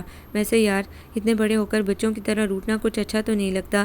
اس کے اندر ابلتے غصے کو نظر انداز کیے وہ مسلسل اپنی سنانے میں مصروف تھے، ساتھ ہی ان کے ہاتھ ڈرائنگ روم کے پھیلاوے کو بھی تیزی سے سمیٹ رہے تھے۔ زبیدہ کا بیٹا بیمار تھا، وہ جلدی چھٹی لے کر چلی گئی۔ آنی نے بہت اصرار کیا کہ زوہا اور ماہا سب کچھ سمیٹ دیں گی، لیکن میں نے کہا کہ نہیں، جب دعوت ہماری طرف سے ہے تو میزبانی کے سارے فرائض بھی ہمیں ہی پورے کرنے چاہیے۔ ویسے بھی آنی صبح سے آئی ہوئی تھی اور پھر دوبارہ ان لوگوں کو تنگ کرنا مناسب نہیں تھا۔ طارق انکل کو صبح آفس بھی جانا ہوتا ہے، اگر وہ لوگ یہاں کام میں لگ جاتے تو رات زیادہ ہو جاتی، پھر صبح اٹھنے میں پریشانی ہوتی انہیں۔ اب وہ ٹرالی دھکیلتے کمرے سے باہر نکل رہے تھے۔ بھائی صبح مجھے جلدی مت اٹھائیے گا، میں کل یونیورسٹی نہیں جاؤں گا۔ عقب سے آتی عزیز کی آواز پر انہوں نے مڑ کر دیکھا۔ پیروں کو جوتوں سے آزاد کیے دونوں ہاتھ سر کے پیچھے رکھ کر وہ صوفے کی پشت سے ٹیک لگائے آنکھیں مندے بیٹھا تھا۔ ٹرالی کو وہیں چھوڑ کر وہ واپس پلٹ کر اس کی طرف آئے۔ اس سے بدگمان مت ہو عزیز، وہ بہت معصوم اور بزدل ہے۔ ان کے ہونٹ سے ادا ہونے والے جملے نے اسے ایک جھٹکے سے آنکھیں کھول کر سیدھا بیٹھنے پر مجبور کر دیا تھا۔ کس سے بدگمان ہونے کی بات کر رہے ہیں بھائی؟ میں سمجھا نہیں۔ نہ سمجھنے کا دعویٰ کرنے والے کا لہجہ سچائی کو چھپانے سے قاصر تھا۔ مجھے ماہی نے سب کچھ بتا دیا تھا، میں مانتا ہوں اس کی غلطی ہے، لیکن تمہیں پتہ ہے وہ میرے معاملے میں کتنی حساس ہے۔ صبح صبح وش نہ کرنے پر ناراضی مجھ سے تھی، لیکن چونکہ تمہارا سامنا پہلے ہو گیا سو زد پر تم آ گئے۔ یقین کرو اس نے اپنی زبان سے اظہار نہیں کیا، لیکن وہ بہت شرمندہ تھی، بالکل بھی انجوائے نہیں کیا اس نے آج اپنی برتھ ڈے کو۔ ماہی کا تو ارادہ تھا کہ آنی سے اس کی شکایت کرے گی، لیکن پھر اس کی حالت دیکھ کر چپ ہو گئی۔ جو پہلے ہی اپنے کیے پر نادم ہوا، اسے مزید شرمندہ کرنے کا کیا فائدہ؟ زوہا کی وکالت تو جرجیس عبداللہ کا اولین فرض تھا۔ آپ غلط سمجھ رہے ہیں بھائی، ایسی کوئی بات نہیں، میں کسی سے ناراض نہیں ہوں۔ ایکچولی مجھے میری کلاس فیلو اور اس کا کزن مل گیا تھا، تو ان کی کمپنی میں انجوائے کرتے ہوئے وقت کا احساس ہی نہیں ہوا۔ یہاں پتہ نہیں آپ لوگ کیا کیا سوچ کر اپنا خون جلاتے رہے۔ وہ اب بھی کچھ تسلیم کرنے کو راضی نہیں تھا۔ جرجیس عبداللہ بے اختیار ہی ایک گہرا سانس لے کر رہ گئے۔ وہ جانتے تھے کہ اس قسم کے موڈ میں وہ ان کی کوئی بھی بات سمجھنے کی پوزیشن میں نہیں ہے۔ اس کا یہ غصہ اب خود ہی ختم ہونا تھا، کم از کم ان کے سمجھانے کا اس کی کیفیت پر کوئی اثر نہیں ہو سکتا تھا۔ چنانچہ انہوں نے اپنے کام کا سلسلہ پھر وہیں سے جوڑ دیا۔ اس بار عزیز بھی ان کا ہاتھ بٹا رہا تھا۔ جلدی وہ دونوں فارغ ہو کر اپنے اپنے کمروں میں جا چکے تھے۔ میری چاہت کو کتنی بے دردی سے اپنے قدموں تلے رونتی ہو زوہا، وہ اس کے تصور سے شکوہ کرنا تھا۔ زوہا تنہا اس کے دل کی آرزو نہیں تھی، امی بھی اسے اپنی بہو بنانے کی خواہش مند تھیں۔ انہوں نے ایک دن اسے کہا بھی تھا کہ وہ اس سلسلے میں حمیرہ سے بات کریں گی، لیکن زندگی نے وفا نہ کی۔ آج اگر وہ زندہ ہوتی تو وہ جان لیتا کہ وہ زوہا کے لیے اپنا دامن حمیرہ کے آگے پھیلا چکی ہیں۔ خود حمیرہ کے رویے سے بہرحال کسی قسم کا اظہار نہیں ہوتا تھا، بلکہ اپنے بھانجوں سے بے تحاشا محبت کے باوجود اب وہ اکثر زوہا اور ماہا کے معاملے میں احتیاط برتنے لگی تھیں۔ پتہ نہیں قدرت نے میرا اور اس کا ساتھ مقدر میں لکھا ہے کہ نہیں، دل اچانک اس خیال سے دہل گیا تھا اور وہ بے چینی سے اٹھ کر کمرے میں ٹہلنے لگا۔ سارے دن کی تھکن کے باوجود بھی نیند آنکھوں سے کوسوں دور تھی۔ ٹن ٹن، فون کی بجتی گھنٹی نے یکدم ہی دھڑکنوں میں ارتعاش پیدا کیا۔ ہیلو، اس نے ریسیور اٹھا کر کہا، لیکن دوسری طرف مکمل خاموشی تھی۔ CLI کی اسکرین بھی کسی شناسا نمبر کو ظاہر کرنے کے بجائے ظاہر کر رہی تھی کہ یہ کال کالنگ کارڈ کے ذریعے کی جا رہی ہے۔ ہیلو، وہ ایک بار پھر بولا، لیکن اس بار بھی صرف ہواؤں کے دوش پر سفر کرتی کسی کے ہلکے سے سانس لینے کی آواز سماعتوں تک پہنچی تھی۔ وہ اطمینان سے سیٹ اٹھا کر اپنے بیڈ پر آ بیٹھا۔ جب فون کرنے کی زحمت کر لی ہے تو شرف کلام بھی بخش دیجیے۔ مزاج میں اچانک کی خوشگواری دھرائی تھی، لیکن دوسری طرف ہنوز چپ کی حکمرانی تھی۔ ایسی بھی کیا انا کہ انسان ایک سوری تک نہ کہہ سکے، یا پھر ڈر لگ رہا ہے مجھ سے بات کرتے ہوئے۔ وہ اسے اکسا رہا تھا کہ کسی طرح زبان سے کوئی لفظ ادا ہو جائے، لیکن نتیجہ امید کے بالکل برعکس نکلا اور فون کھٹ سے بند ہو گیا۔ اس نے بھی فون کو واپس کریڈل پر رکھ دیا، البتہ ایک دھیمی سی مسکراہٹ نے چہرے کا احاطہ کر لیا تھا۔ بے شک اس نے زبان سے کچھ نہ کہا تھا، لیکن اس کے کال کرنے سے ظاہر تھا کہ اسے اپنی غلطی کا احساس ہے۔ میرے خیال میں اب تمہیں شادی کر لینا چاہیے جرجیس بیٹا۔ حمیرہ آنی نے ادھر ادھر کی باتیں کرتے اچانک یہ بات کہی تھی۔ وہ لمحے بھر کو ٹھٹک سے گئے۔ آج بہت دنوں بعد وہ ہاسپٹل سے سیدھے ان کے گھر چلے آئے تھے۔ اصل میں جب سے امی ابو کی ڈیتھ ہوئی تھی، زوہا اور ماہا نے گھر آنا تقریباً چھوڑ دیا تھا۔ کسی خاص موقع کے علاوہ وہ لوگ وہاں نہیں آتی تھیں۔ وہ خود بھی اپنے سوشل سیٹ اپ کو سمجھتے تھے، اسی لیے آنی کی طرف سے برتی جانے والی اس احتیاط پسندی پر شکوہ نہ کیا۔ البتہ آج زوہا سے ملنے کا بہت ہی زیادہ دل چاہ رہا تھا، سو سیدھے یہاں کا رخ کیا۔ وہ ابھی تک یونیورسٹی سے نہیں لوٹی تھی۔ وہ لنچ کو اس کی آمد تک ٹال کر آنی سے گپ شپ میں مصروف تھے، جبکہ ماہا کالج سے آنے کے بعد اب ظہر کی نماز ادا کر رہی تھی۔ آج آپ کو میری شادی کا خیال کیسے آ گیا؟ وہ بات کے پس منظر کو جاننا چاہ رہے تھے۔ کیوں خیال آنے کی کیا بات ہے؟ اب تم اس لائق ہو گئے ہو کہ ایک گھر اور بیوی کی ذمہ داری نبھا سکو۔ ویسے بھی تمہارے ہاں کسی عورت کی موجودگی کی ضرورت ہے۔ نوکر چاکر چاہے جتنے بھی اچھے اور وفادار ہوں، گھر کو بہرحال ایک عورت کی ضرورت ہوتی ہے، جو نہ صرف گھر کو سجائے سنوارے بلکہ زندگی میں خوشگواری کا احساس بھی پیدا کرے۔ پھر کیا سوچا ہے آپ نے اس سلسلے میں؟ ان کے لیکچر سے محظوظ ہوتے ہوئے انہوں نے پوچھا۔ سوچنا کیا ہے، لڑکیاں تو گھر میں ہی موجود ہیں۔ اگر تم کہو تو بھابھی سے ثانیہ کے لیے کہتی ہوں، اپنے سامنے ترتیب سے رکھے میگزینز کو نئے سرے سے ترتیب دیتے۔ اب وہ ان کی طرف دیکھنے سے گریزاں تھیں۔ آپ اس سلسلے میں اپنی بھابھی سے بات کریں گی یا انہوں نے ہی آپ سے یہ سلسلہ شروع کروایا ہے؟ جرجیس عبداللہ کی جھانچتی نگاہیں ان کے چہرے پر جمی تھی۔ تو کیا حرج ہے؟ اگر انہوں نے خود بھی کہا ہے وہ بڑی ہیں، سوچ سکتی ہیں تمہارے بارے میں۔ وہ اپنی بھابھی کی صفائی پیش کر رہی تھی۔ ثانیہ کی تعلیم بہت کم ہے آنی، میرا مینٹل لیول اس کے ساتھ میچ نہیں کر سکے گا۔ انہوں نے اپنا اعتراض پیش کیا۔ تو پھر رانیہ کے لیے بات کر لیتے ہیں، وہ تو میڈیکل کی اسٹوڈنٹ ہے، تمہارے پروفیشن کی لڑکی تو سوٹ کرے گی نا تمہیں۔ انہوں نے فوراً ہی ان کے سامنے دوسرا آپشن رکھا۔ معاف کر دیں، اسے شادی کرنے سے بہتر ہے آدمی خودکشی کر لے۔ ابھی فرسٹ ایئر میں ہیں MBBS کے، اور لگتا یوں ہے کہ شہر کی سب سے بڑی لیڈی ڈاکٹر ہو۔ ویسے بھی اس کا اور میرا ایج ڈفرینس بہت زیادہ ہے۔ ان کا دوسرا آئیڈیا بھی انہوں نے فوراً رد کر دیا۔ تو تم خود بتا دو اپنی کوئی پسند تاکہ میری جان چھوٹے۔ انہوں نے جھنجھلا کر ہاتھ میں پکڑے میگزین کو ٹیبل پر پٹکا۔ بابا جی نے بڑا زور دے کر انہیں جرجیت سے بات کرنے کے لیے راضی کیا تھا، لیکن اب لگتا تھا کہ ان کی یہ خواہش پوری نہ ہو سکے گی، اور ان کے لیے بھابھی بیگم کے انداز میں مزید سرد مہری پیدا ہو جائے گی۔ ایک لڑکی ہے ہمارے ہاسپٹل میں، لیب میں کام کرتی ہے، پیراسائٹولوجی میں ماسٹرز کر رکھا ہے، اگر آپ چاہیں تو اس کی آپ سے ملاقات کروا دوں۔ کچھ جھجکتے ہوئے انہوں نے اپنا مدعا بیان کیا۔ کیا نام ہے اس لڑکی کا؟ نایاب علی، لیکن سب نیا کہتے ہیں۔ کتنے عرصے سے تمہارے ساتھ ہے؟ تقریباً 1 سال سے۔ وہ تفتیشی انداز میں پوچھے گئے سوالوں کا جواب دے رہے تھے۔ ٹھیک ہے، جب تمہیں پسند ہے تو چلتے ہیں اس کے گھر۔ ان کا لہجہ کچھ روکھا سا تھا۔ بات میری نہیں، آپ کی پسند کی ہے، اگر آپ نے اوکے کر دی تو ٹھیک ہے، ورنہ پھر کوئی اور لڑکی ڈھونڈ لیجیے گا۔ ان کے جملے نے ان کی تشویق کروا دی۔ پھر جلد ہی نیہا سے ملاقات کا بندوبست کیا گیا۔ وہ سب کو بہت پسند آئی، متوسط طبقے کی قبول صورت کی لڑکی جو گھر کو سنوارنے کا ہنر جانتی تھی، سو فوراً ہی ان کے دل میں اتر گئی۔ چٹ منگنی اور پٹ بیاہ کا فیصلہ اسے دیکھنے کے ساتھ ہی ہو گیا۔ ہیلو عزیز، خیریت؟ یہاں کیسے بیٹھے ہو؟ ڈپارٹمنٹ کے عقبی حصے میں وہ ایک بینچ پر بیٹھا تھا کہ مبشرہ چلی آئی، دائیں ہاتھ میں لیکچر فائل اور بائیں بازو پر شولڈر بیگ ڈالے۔ اب وہ بیٹھنے کے لیے جگہ کی متلاشی تھی۔ عزیز اس کا مقصد بھانپ کر بینچ کی ایک سائڈ پر ہو بیٹھا۔ وہ بے تکلفی سے دونوں چیزیں بینچ پر درمیان میں رکھتے ہوئے خود دوسری طرف پر بیٹھ گئی۔ مجھے لگتا ہے تمہیں لوگوں سے کٹ کر الگ تھلگ بیٹھنا کچھ زیادہ ہی پسند ہے۔ اتفاق ہی تھا کہ ایسے ہر موقع پر جب وہ زوہا کے ہاتھوں کوئی چوٹ کھا کر دنیا سے بیزار بیٹھا ہوتا، وہ چلی آتی۔ آج صبح سے کلاسز کا سلسلہ یوں ہی سا چل رہا تھا۔ سیمسٹر کا اختتام تھا، اس نے سوچا تھا زوہا کے ساتھ جا کر کچھ شاپنگ کر لی جائے۔ جرجیز بھائی کی شادی بالکل سر پر کھڑی تھی۔ وہ نیا بھابھی کے لیے گفٹ زوہا کی پسند سے لینا چاہتا تھا۔ یہی سوچ کر وہ سائنس فیکٹری کی طرف چلا آیا۔ زوہا اسے باہر کوریڈور میں ہی اپنے دوستوں کے گروپ کے ساتھ کھڑی نظر آ گئی۔ خود اس نے بھی عزیز کو دیکھ لیا، لیکن آرام سے اپنے دوستوں سے باتوں میں مصروف رہی۔ ایکسکیوز می زوہا، مجھے تم سے کچھ کام ہے۔ اس کی لاپرواہی کو نظر انداز کرتے ہوئے وہ اس کے قریب جا کر مخاطب ہوا۔ کیا کام ہے؟ اس نے نہایت لوٹ مار انداز میں پوچھا۔ میں چاہ رہا تھا کہ اگر تمہاری کلاس نہ ہو رہی ہو تو ہم طارق روڈ چلتے ہیں، نیا بھابھی کے لیے کوئی گفٹ لے لیں گے۔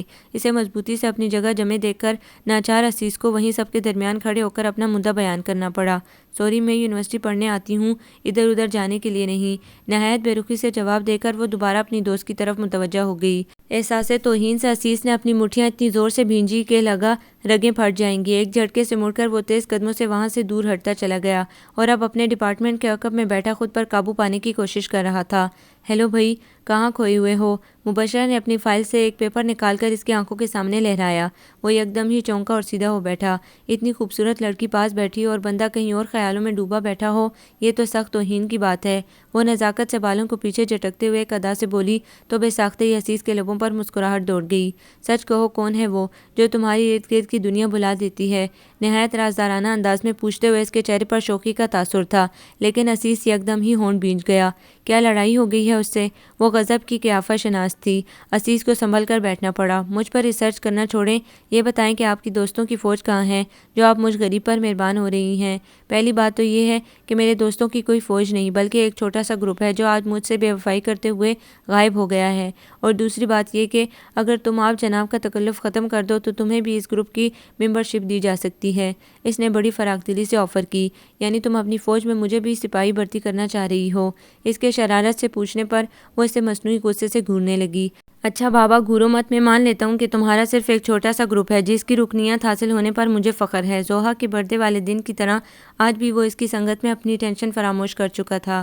عزیز، ذرا فلاور شاپ سے جا کر کنگن تو لے آؤ، میں اور ماما آرڈر دے کر آئے تھے، اب تک تیار ہو گئے ہوں گے۔ میں جرجیز بھائی کے ساتھ نیا بھابھی کو پارلر لینے جا رہی ہوں، ہم لوگ سیدھے وہاں سے میرج لان ہی پہنچیں گے۔ تم ذرا جلدی سے یہ کام کر دینا۔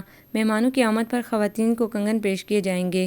اور گینزا نیٹ کے ہلکے سے کام والے پرپل سوٹ پر میچنگ جولری پہنے وہ روانی سے اپنی بات کہتے ہوئے خود پر موجود عزیز کی وارفتہ نگاہوں سے انجان بنی کرسی کے ہتھے پر ٹکی جلدی جلدی اپنی سینڈل کا اسٹریپ لگانے میں مصروف تھی۔ اگرچہ یونیورسٹی میں پیش آنے والے واقعے کے بعد سے عزیز نے اس سے بات چیت بند کر رکھی تھی، لیکن دل بہرحال ترک راہ پر راضی نہیں تھا۔ اب بھی اس کی بات پر کوئی رسپانس نہیں دیا تھا، لیکن وہ بھی بے فکر تھی، پتہ تھا کہ بات سن لی گئی ہے اور عمل بھی ہو جائے گا۔ پوری شادی میں عزیز نے اس کے ساتھ یہی رویہ اپنایا ہوا تھا، وہ کوئی بات کرتی تو جواب نہ دیتا، لیکن کام بہرحال ہو جاتا تھا۔ چنانچہ اب بھی مطمئن سی باہر نکل گئی۔ نیا بھابھی کو لے کر جب وہ لان میں پہنچی تو کنگنوں کے علاوہ حضرات کو پیش کرنے کے لیے چھوٹے چھوٹے بکے بھی تھے۔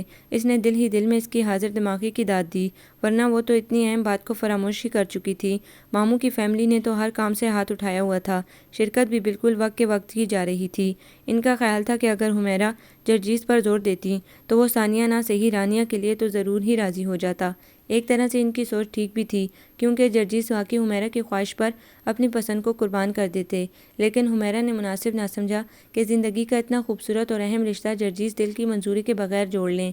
نیا کے ہاتھوں میں ہاتھ ڈال کر مسکراتے جرجیز کو دیکھ کر وہ اپنے فیصلے پر مطمئن تھی، بس بہن بہنوئی کی یاد بار بار ان کی آنکھوں کے گوشے بھگو ڈالتی تھی۔ جرجیز کو دولہا بناتے وقت تو وہ سب لوگ ہی اپنے جذبات پر قابو نہیں رکھ پائے تھے۔ خوشی کے یہ پل بڑے بھیگے بھیگے سے تھے، لیکن بہرحال یہ تو قانون قدرت ہے، خوشی اور غم ایک دوسرے کے تعاقب میں لگے رہتے ہیں۔ کبھی غم حد سے سوا ہو جائے تو مالک کل اس کی شدت کو کم کرنے کے لیے خوشیوں کا مرہم عنایت کر دیتا ہے، اور کبھی بے تحاشا خوشی میں بھی دل میں اٹھتی درد کی لہریں انسان کو اپنے سے باہر نہیں ہونے دیتی۔ السلام علیکم، مجھے مبشرہ کہتے ہیں، عزیز کی کلاس فیلو ہوں۔ وہ استقبالیہ پر کھڑی تھی کہ ایک کامنی سی لڑکی نے ہاتھ ملاتے ہوئے اپنا تعارف کروایا۔ نائس ٹو میٹ یو مبشرہ جی، آئیں میں آپ کو ماما کے پاس چھوڑا ہوں۔ خوش دلی سے اس کا استقبال کرتی وہ اسے لے کر راؤنڈ ٹیبلز کی طرف بڑھی تھی۔ تھینک یو زوہا، پلیز عزیز کو میرے بارے میں بتا دینا۔ ارے آپ کو میرا نام کیسے معلوم ہوا؟ زوہا کی بڑی بڑی آنکھوں میں حیرانی اتر آئی تھی۔ وہی بات یہ ہے کہ میرے دوست مجھے انسائکلوپیڈیا کہتے ہیں، یونیورسٹی میں پڑھنے والے آدھے سے زیادہ لوگوں سے میں واقف ہوں، سو تمہیں بھی جانتی ہوں۔ کیا واقعی؟ زوہا کی حیرانی میں مزید اضافہ ہوا۔ او یار اتنا حیران مت ہو، میں مذاق کر رہی تھی، تمہیں عزیز کی کزن ہونے کی وجہ سے جانتی ہوں۔ اصل میں میری اس سے بہت اچھی دوستی ہے، اس لیے اس کے متعلق ہر بات سے میں واقف ہوں۔ اس کے لہجے میں عجیب سا تفاخر تھا، جسے محسوس کر کے زوہا کو کچھ بے چینی سی ہوئی۔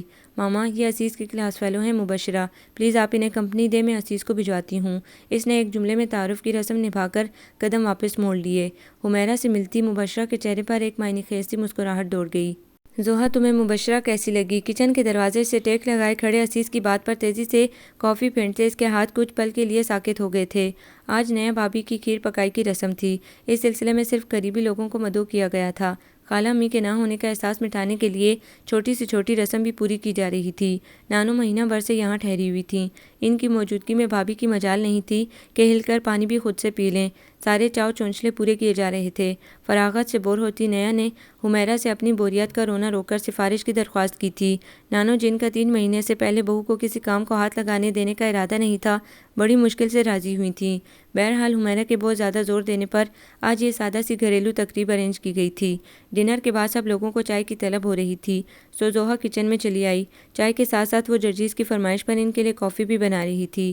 عزیز، جس کی چپ ابھی تک قائم تھی، نہ جانے کب اٹھ کر اس کے پیچھے کچن تک چلا آیا کہ اسے خبر تک نہ ہوئی، جبکہ دوسری طرف وہ ایسے دوستانہ انداز میں مخاطب تھا کہ جیسے کبھی ناراض ہی نہ ہوا ہو۔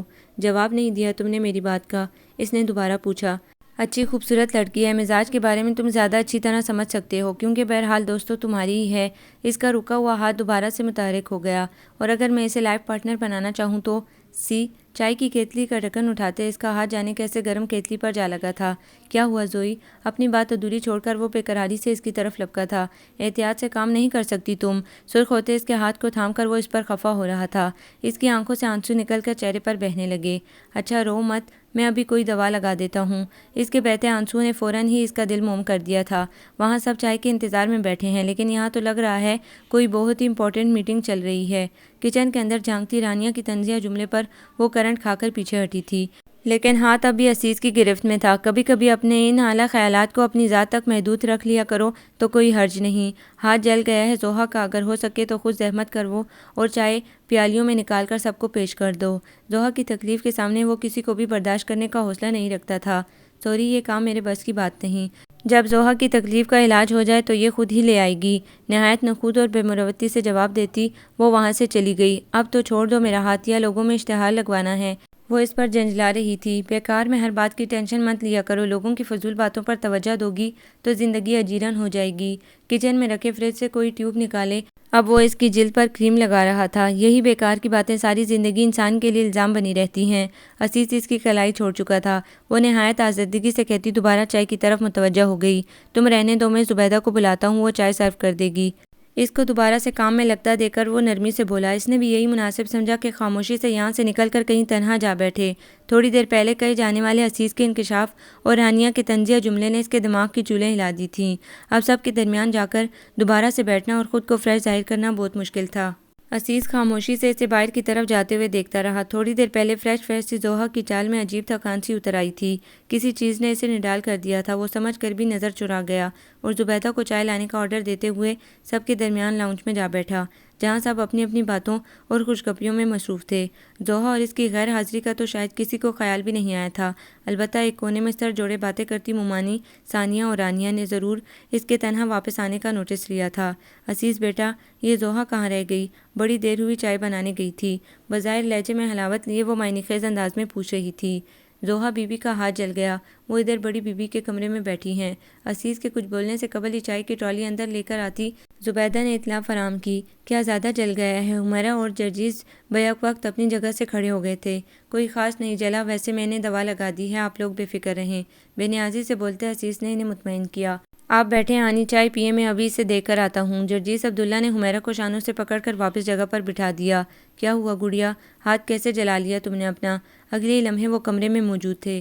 زوہا بنا کوئی جواب دیے گمسم سی بیٹھی رہی۔ وہ خود ہی آگے بڑھ کر اس کے ہاتھ کا معائنہ کرنے لگے۔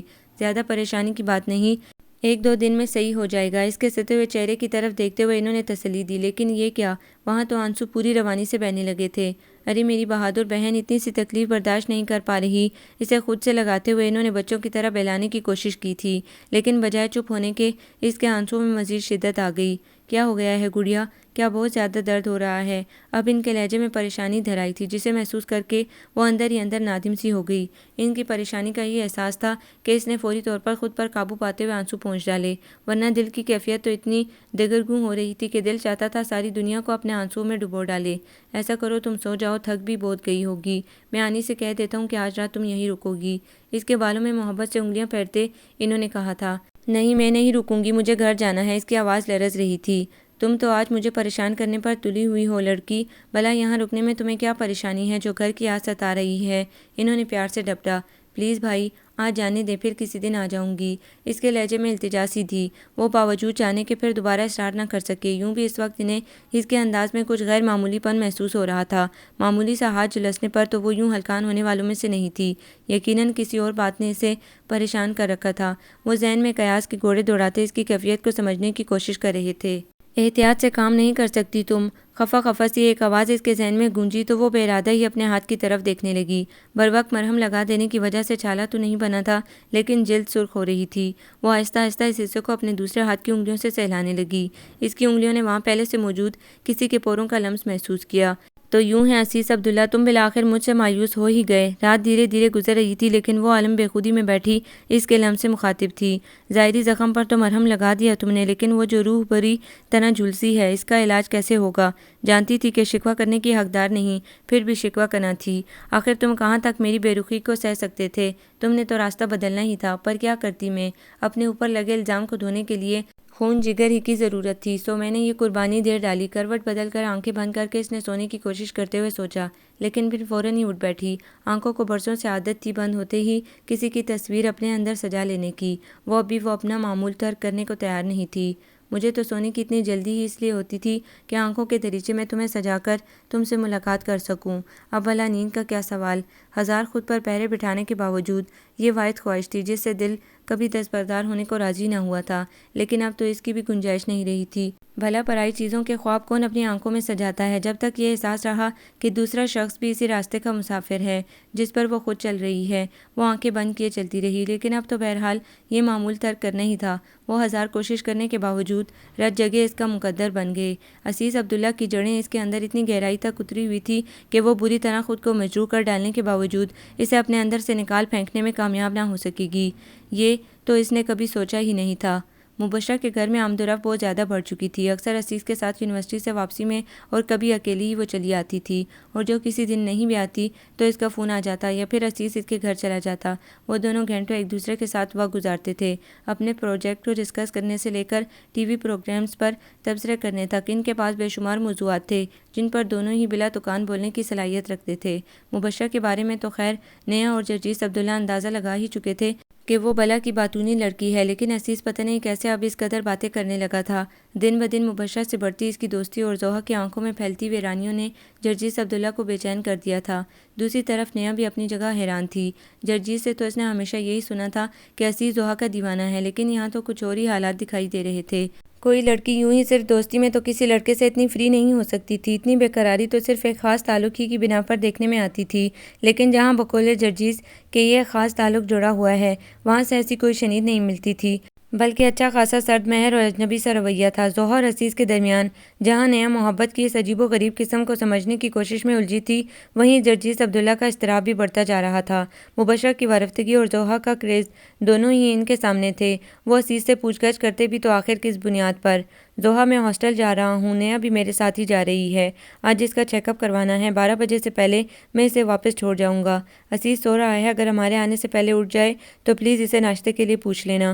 جلدی جلدی چائے کے گھونٹ حلق سے اتارتے جرجیس عبداللہ اپنے سامنے بیٹھی ضحیٰ سے کہہ رہے تھے، جبکہ نیہا بھابھی بڑے سے دوپٹے کو اپنے گرد لپیٹے ان کی بائیں جانب کھڑی تھی۔ ان کے سراپے میں واضح تبدیلیاں رونما ہو چکی تھیں، جو ڈھیلے ڈھالے لباس کے باوجود بھی نمایاں تھی۔ اوکے، اللہ حافظ، مجھ سے تو اب تم شام کو ہی مل سکو گی۔ نیہا بھابھی ایک پیاری سی مسکراہٹ اس کی طرف اچھلتے ہوئے ان کے پیچھے چل پڑی تھی۔ جرجیس بھائی بیچارے خواہ مخواہ ہی مجھ سے بھاگتے پھر رہے ہیں، وہ دکھ جو میں نے خود اپنی تقدیر میں لکھا ہے، بھلا میں کیسے اس کا دکھڑا ان کے آگے رو سکتی ہوں؟ ان کا گریز اسے مزید دکھی کر رہا تھا۔ رات جب سے اس نے ان کی نیہا بھابھی کے ساتھ ہونے والی گفتگو سنی تھی، اس کے دل میں ان کی محبت میں پہلے سے بھی بڑھ کر اضافہ ہو گیا تھا۔ وہ صرف اس کی خاطر اپنے سگے بھائی سے خفا تھے، جبکہ اس بیچارے کا بھی اتنا قصور نہیں تھا۔ بھائی اور بھابھی کہاں گئے ہیں؟ عزیز بالوں کو انگلیوں کی مدد سے سنوارتا بستر سے اٹھ کر سیدھا ڈائننگ ٹیبل تک چلا آیا۔ بھائی کی تو ڈیوٹی ہے آج مارننگ شفٹ میں، اور بھابھی کو چیک اپ کروانا تھا اپنا، اس لیے بھائی کے ساتھ وہ بھی چلی گئی ہیں۔ تم فریش ہو جاؤ تو میں تمہارے لیے ناشتہ بنا دیتی ہوں۔ نہیں تم رہنے دو، ناشتہ ابھی میرا موڈ نہیں ہے۔ اسے انکار کرتے ہوئے وہ ٹیلی فون اسٹینڈ کی طرف بڑھ گیا۔ ہیلو مبشرہ، کیسی ہو؟ اس کی آواز بخوبی ضحیٰ کے کانوں تک پہنچ رہی تھی۔ میں ابھی سو کر اٹھا ہوں، بھائی بھابھی گھر پر نہیں ہیں، ایسا کرو تم جلدی سے یہاں آ جاؤ، یونیورسٹی کی تو چھٹی ہی ہے، تم آج کا دن یہاں گزارنا، دونوں مل کر باتیں بھی کریں گے اور کچھ کام بھی ہو جائے گا۔ اس کا اصرار کرتا جملہ برتن سمیٹ کر باہر نکلتی ضحیٰ کے کانوں سے ٹکرایا، اور سچ مچ آدھے گھنٹے کے بعد مبشرہ وہاں موجود تھی۔ عزیز بھی اس دوران فریش ہو چکا تھا۔ اوہ عزیز، تم تو اس سوٹ میں بالکل پرنس لگ رہے ہو، مبشرہ نے ضحیٰ کے دل کی بات کہہ ڈالی تھی۔ عزیز اپنی تعریف پر دھیرے سے مسکرایا اور پھر بولا، لگ تو تم بھی کسی پرنسس سے کم نہیں رہی ہو، لیکن آج میرا موڈ تمہارے ہاتھ سے تیار کیا گیا ناشتہ کرنے کو چاہ رہا ہے۔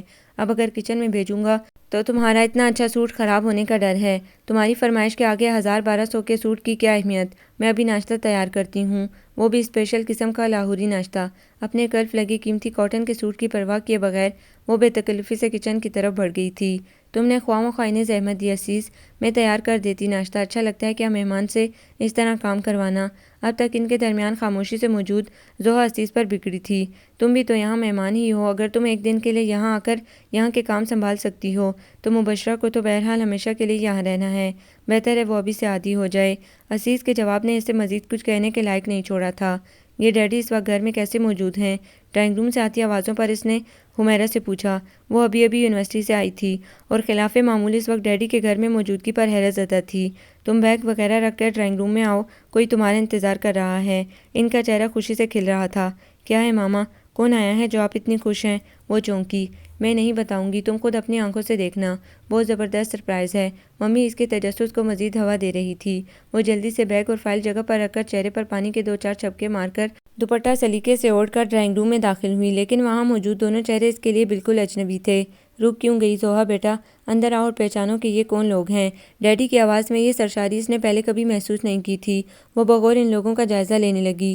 ایک تو 24-25 سالہ ہینڈسم سا لڑکا تھا جو اس کی طرف دلچسپی سے دیکھتے ہوئے دھیرے دھیرے مسکرا رہا تھا، جبکہ دوسرے صاحب کافی میچور اور گریسفل سے تھے، جن کی کنپٹی پر موجود اکا دکا سفید بال ان کی جاذبیت میں اضافہ کر رہے تھے۔ ان کی نگاہوں کا تاثر بھی بڑا نرم اور شفیق سا تھا۔ زوہا کو غور کرنے پر یہ چہرہ کچھ شناسا سا محسوس ہوا، لیکن وہ ماضی کی گرد میں دبے اس چہرے کو شناخت نہ کر سکی۔ اتنی چھوٹی سی تو تھی یہ لاہور سے آتے وقت، بھلا اسے کہاں ہم لوگ یاد ہو سکتے ہیں۔ آپ نے خواہ مخواہ بچی کو الجھن میں ڈال دیا۔ وہ اپنی جگہ سے اٹھ کر اس کے قریب چلے آئے۔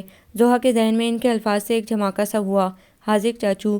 اگلے ہی پل وہ جوش سے چلاتی ان کے سینے سے جا لگی۔ انہوں نے بھی پوری وارفتگی کے ساتھ اس کو پیار کیا۔ کتنی بڑی ہو گئی ہے یہ بھابھی جان، مجھے تو ابھی تک وہی بالوں کی پونی ٹیل بنا کر فراک پہنے ادھر ادھر گھومتی زوہا ہی یاد ہے۔ یہ تو کچھ نہیں ہے حاذق، ماہی نے تو اس سے بھی اچھا قد کاٹ نکالا ہے، دیکھو گے تو حیران رہ جاؤ گے، وہ تو زوہا سے بڑی لگتی ہے دیکھنے میں۔ ماما نے ان کی حیرت پر مسکراتے ہوئے کہا، ارے ہاں وہ بھی تو تھی شرارتی بلی، کہاں ہے ابھی تک ملی نہیں مجھ سے۔ حاذق حمید کو چھوٹی بھتیجی کا خیال آیا، کالج گئی ہوئی ہے، آج اس کا فزکس کا پریکٹیکل ہونا ہے، اس لیے گھر آنے میں دیر ہو جائے گی۔ ماما نے اطلاع فراہم کی۔ زوہا بیٹا کیا چاچو سے ہی لگی کھڑی رہو گی؟ یہ منیب بھی تو یہاں موجود ہے، کیا اس سے ملنے کا ارادہ نہیں ہے؟ ڈیڈی نے اسے ٹوکا تو وہ جھیم کر منیب کی طرف متوجہ ہوئی۔ سوری منیب، کیسے ہیں آپ؟ چاچو سے ملنے کی خوشی میں مجھے آپ کا دھیان ہی نہیں رہا۔ کوئی بات نہیں، میں سمجھ رہا ہوں آپ کی کیفیت کو، خوشی میں انسان ایسا ہی ہو جاتا ہے، اس نے شائستگی سے کہا۔ ڈیڈی یہ لوگ آپ کو ملے کیسے؟ وہ بڑے تجسس سے پوچھ رہی تھی۔ میری ہی فرم میں جاب کر رہا ہے منیب، اتفاق ہی ہے کہ 1 مہینے سے زیادہ وقت گزر جانے کے باوجود ہماری ملاقات نہیں ہوئی۔ وہ تو آج حاذق سے لفٹ میں مڈبھیڑ ہو گئی تو مجھے پتہ چلا یہ کسی کام سے کراچی آیا تھا تو منیب سے ملنے آفس چلا آیا، اور قسمت کی خوبی دیکھو کہ مجھ سے ملاقات ہو گئی۔ وہ خوشی خوشی تفصیلات سنا رہے تھے۔ ہم کوئی دوسرے سیارے پر تو نہیں رہ رہے تھے بھائی جان، اگر آپ چاہتے تو ملنے آ سکتے تھے، لیکن آپ تو ایسے روٹھے کہ پلٹ کر دوبارہ ہماری طرف دیکھا ہی نہیں۔ حاذق حمید کے لبوں سے شکوہ پھسلا، کس کے لیے آتا میں وہاں، جب سگی ماں ہی کو میری پرواہ نہیں تھی۔ ان کی آواز میں گہرا رنج تھا۔ اب وہ پہلی سی بات نہیں رہی بھائی جان، پچھلے 2-4 سال سے اماں کے مزاج میں کافی تبدیلی آ گئی ہے، اکثر آپ کو یاد کرتی ہیں، لیکن بہرحال رتبہ تو ان کا ہی بڑا ہے، اس لیے خود آپ سے رابطہ کرنے کے بجائے آپ کی منتظر ہیں۔ حاذق ٹھیک کہہ رہا ہے طارق، ہمیں ہی اماں کے پاس جانا چاہیے، آخر وہ ہماری بزرگ ہیں، وہ ہمارے سامنے جھکیں یہ اچھا تو نہیں لگے گا۔ حمیرہ نے فوراً ان کے ہاں میں ہاں ملائی۔ تھینک یو بھابھی، آپ واقعی بہت اچھی ہیں، پتہ نہیں کیوں اماں نے آپ کی قدر نہیں کی۔ وہ ان کے اعلیٰ ظرفی پر مشکور ہوئے۔ ایک بات سوچ رہی تھی میں زوہا، گود میں تکیہ رکھے بیڈ پر بیٹھی ماہا نے کمپیوٹر پر مصروف زوہا کو مخاطب کیا۔ کون سی بات؟ زوہا نے مانیٹر پر سے نظریں ہٹائے بغیر پوچھا۔ یہی کہ یہ جو اپنے حاذق چاچو ہیں، ان کی شادی ابھی تک کیوں نہیں ہوئی؟ حالانکہ اچھے خاصے ہینڈسم ہیں، جاب بھی بہت اچھی ہے، اتنے زبردست شخص کو کوئی اچھی لڑکی نہ ٹکرائے، یہ تو بڑے تعجب کی بات ہے۔ ٹکرائی تھی اچھی لڑکی، لیکن حسب معمول دادی صاحبہ راضی نہیں ہوئیں، پتہ نہیں کیوں انہیں بیٹوں کی پسند کبھی پسند نہیں آئی۔ زوہا کے انداز میں تلخی تھی۔ تمہیں کیسے پتہ چلا اس بارے میں؟ ماہا سارا قصہ سننے کے لیے بے چین تھی۔ ماما نے پوچھا تھا ان سے، اس وقت میں وہیں بیٹھی تھی، اسی لیے میں نے بھی ساری داستان سن لی۔ کوئی آفس کولیگ تھی، ان کی صوبہ نام تھا، چاچو نے دادی سے ان کے متعلق بات کی تو وہ راضی نہیں ہوئی۔ چاچو ڈیڈی اور ماما کی زندگی سے سبق سیکھ کر بیٹھے تھے، اسی لیے ڈیڈی کی طرح دھمکیاں دے کر دادی کو راضی کرنے کی کوشش نہیں کی، لیکن پھر کسی دوسری لڑکی سے شادی کے لیے بھی راضی نہیں ہوئے۔ کافی طویل وقت گزرنے کے بعد دادی کا دل پسیجا اور انہوں نے خود صوبہ کے لیے رشتہ لے جانے کی آفر چاچو کو دی، لیکن اس دوران ان کی شادی ہو چکی تھی۔ یہ ہماری دادی محترمہ پنجابی فلموں کے ولن کی طرح نہیں ہیں زوہا، جب دیکھو ہیرو ہیروئن کو جدا کرنے پر تلی رہتی ہیں۔ ماہا کا دادی پر کیا گیا تبصرہ سن کر زوہا کو بے اختیار ہی ہنسی آ گئی۔ خیریت خواتین، کس بات پر ہنسا جا رہا ہے؟ منیب دروازے پر دستک دے کر اچانک کے اندر آ گئے تھے۔ کچھ نہیں منیب بھائی، ہم لوگ ایسے ہی آپس میں ہنسی مذاق کر رہے تھے، آپ آئیے نا۔ ماہا نے جلدی سے بیڈ کے قریب پڑی کرسی پیش کی تھی۔ آپ لوگ میری وجہ سے ڈسٹرب تو نہیں ہوں گے؟ اصل میں مجھے نیند نہیں آ رہی تھی، آپ کے کمرے کی لائٹ جلتی دیکھی تو یہاں چلا آیا کہ گپ شپ میں تھوڑا وقت گزر جائے گا۔ یعنی آپ کو بھی زوہا کی طرح راتوں کو جاگنے کی بیماری ہے؟ آپ ایسا کیجئے، اس سے دوستی کر لیں، خوب گزرے گی، جب مل بیٹھیں گے شب پسند ہو۔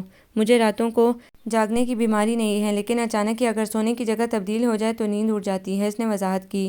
طارق اور حمیرہ کے اصرار پر آج وہ اور حاذق یہیں رک گئے تھے۔ آپ ہر ویکنڈ یہیں گزارا کیجیے گا منیب بھائی، ہم سب مل کر کہیں گھومنے چلا کریں گے، عزیز بھائی اور جریس بھائی کو بھی بلوا لیا کریں گے، سچ بڑا مزہ آتا ہے ان لوگوں کے ساتھ۔ ماہا بے حد جذباتی ہو رہی تھی۔ کیوں نہیں، ضرور چلیں گے، لیکن اس ویکنڈ کے بعد سے۔ اس دفعہ تو ہم لوگ طارق چاچو اور چاچی کو لے کر لاہور جا رہے ہیں، دادی سے ملانے کے لیے، منیب نے مسکراتے ہوئے اطلاع فراہم کی تھی۔ ہائے اللہ، سچ؟ پھر تو بڑا مزہ آئے گا۔ میں تو کالج سے 1 ہفتے کی چھٹی لے لوں گی۔ لاہور کی تو سنا ہے بات ہی الگ ہے، خوب سیریں کروں گی میں آپ کے ساتھ وہاں کی۔ وہ پہلے سے بھی زیادہ پرجوش ہو کر نیا پلان بنانے لگی۔ منیب کو اس کے بچگانہ سے انداز پر ہنسی آ گئی۔ ماں کو اس کی غلطی کی اتنی بڑی سزا تو نہیں دیتے بیٹا، طارق کو اپنے نہیں بازوں میں دیے اماں بلک رہی تھیں۔ برسوں بعد بیٹے کی شکل دیکھی تھی، اس لیے خود پر قابو پانا مشکل ہو رہا تھا۔ مجھے معاف کر دیں اماں، سزا آپ نے اکیلے نہیں کاٹی، میں بھی برسوں آپ کے لیے تڑپا ہوں۔ وہ پورے جذبات سے ان کی آواز بھی بھر رہی تھی۔ وہ لوگ ابھی ابھی لاہور پہنچے تھے، بچھڑے ماں بیٹے کے ملاپ کے اس منظر نے سب کی آنکھوں کو نم کر دیا تھا۔ حمیرہ بھی طارق صاحب کے پیچھے کھڑی دوپٹے کے پلو سے آنسو صاف کر رہی تھی۔ ادھر آؤ بیٹی، میرے پاس بیٹھو، تمہاری تو میں بہت سی زیادہ قصوروار ہوں، ہو سکے تو مجھے معاف کر دینا۔ اماں کے لہجے میں واضح شرمندگی تھی۔ پلیز اماں، مجھے گنہگار نہ کریں، میں تو خود آپ سے شرمندہ ہوں کہ اتنے سالوں میں طارق کو آپ کے پاس لے کر آنے میں کامیاب نہ ہو سکی۔ ان کے ہاتھوں کو اپنے دونوں ہاتھوں میں تھام کر وہ پوری سچائی سے کہہ رہی تھی۔ آپ کیسے کامیاب ہو سکتی تھی بھابی جان؟ اس نیک کام کا کریڈٹ تو اللہ تعالیٰ نے مجھ جیسے ہینڈسم اور چہیتے بندے کو جو دینا تھا۔ شگفتگی سے کہتے ہوئے حاذق نے ماحول پر چھائی سوگواری کو دور کرنے کی کوشش کی۔ اور اماں، یہ کیا ناانصافی ہے، آپ اپنے بیٹے بہو میں کھو کر میری اتنی پیاری بھتیجیوں سے ملنا بھول گئیں۔ حاذق نے اماں کی توجہ زوہا اور ماہا کی طرف مبذول کروائی تھی۔ ارے میں کیسے انہیں بھول سکتی ہوں، یہ تو برسوں سے میرے دل میں بس رہی ہیں۔ آؤ میری بچیوں، میرے گلے لگ جاؤ۔ انہوں نے اپنی باہیں دونوں کے لیے وا کر دی تھیں۔ ماہا ٹھیک کہہ رہی تھی، تمہیں تو واقعی لگتا ہے راتوں کو جاگنے کی بیماری ہے۔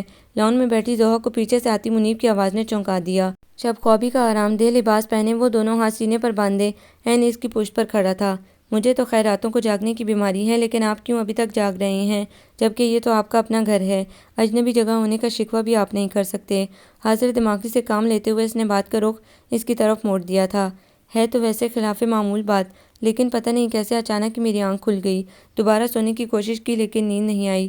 ایسے ہی وقت گزاری کے لیے میں اپنے کمرے کی کھڑکی سے نیچے لاؤن کا نظارہ کرنے لگا تو نظر تم پر پڑ گئی۔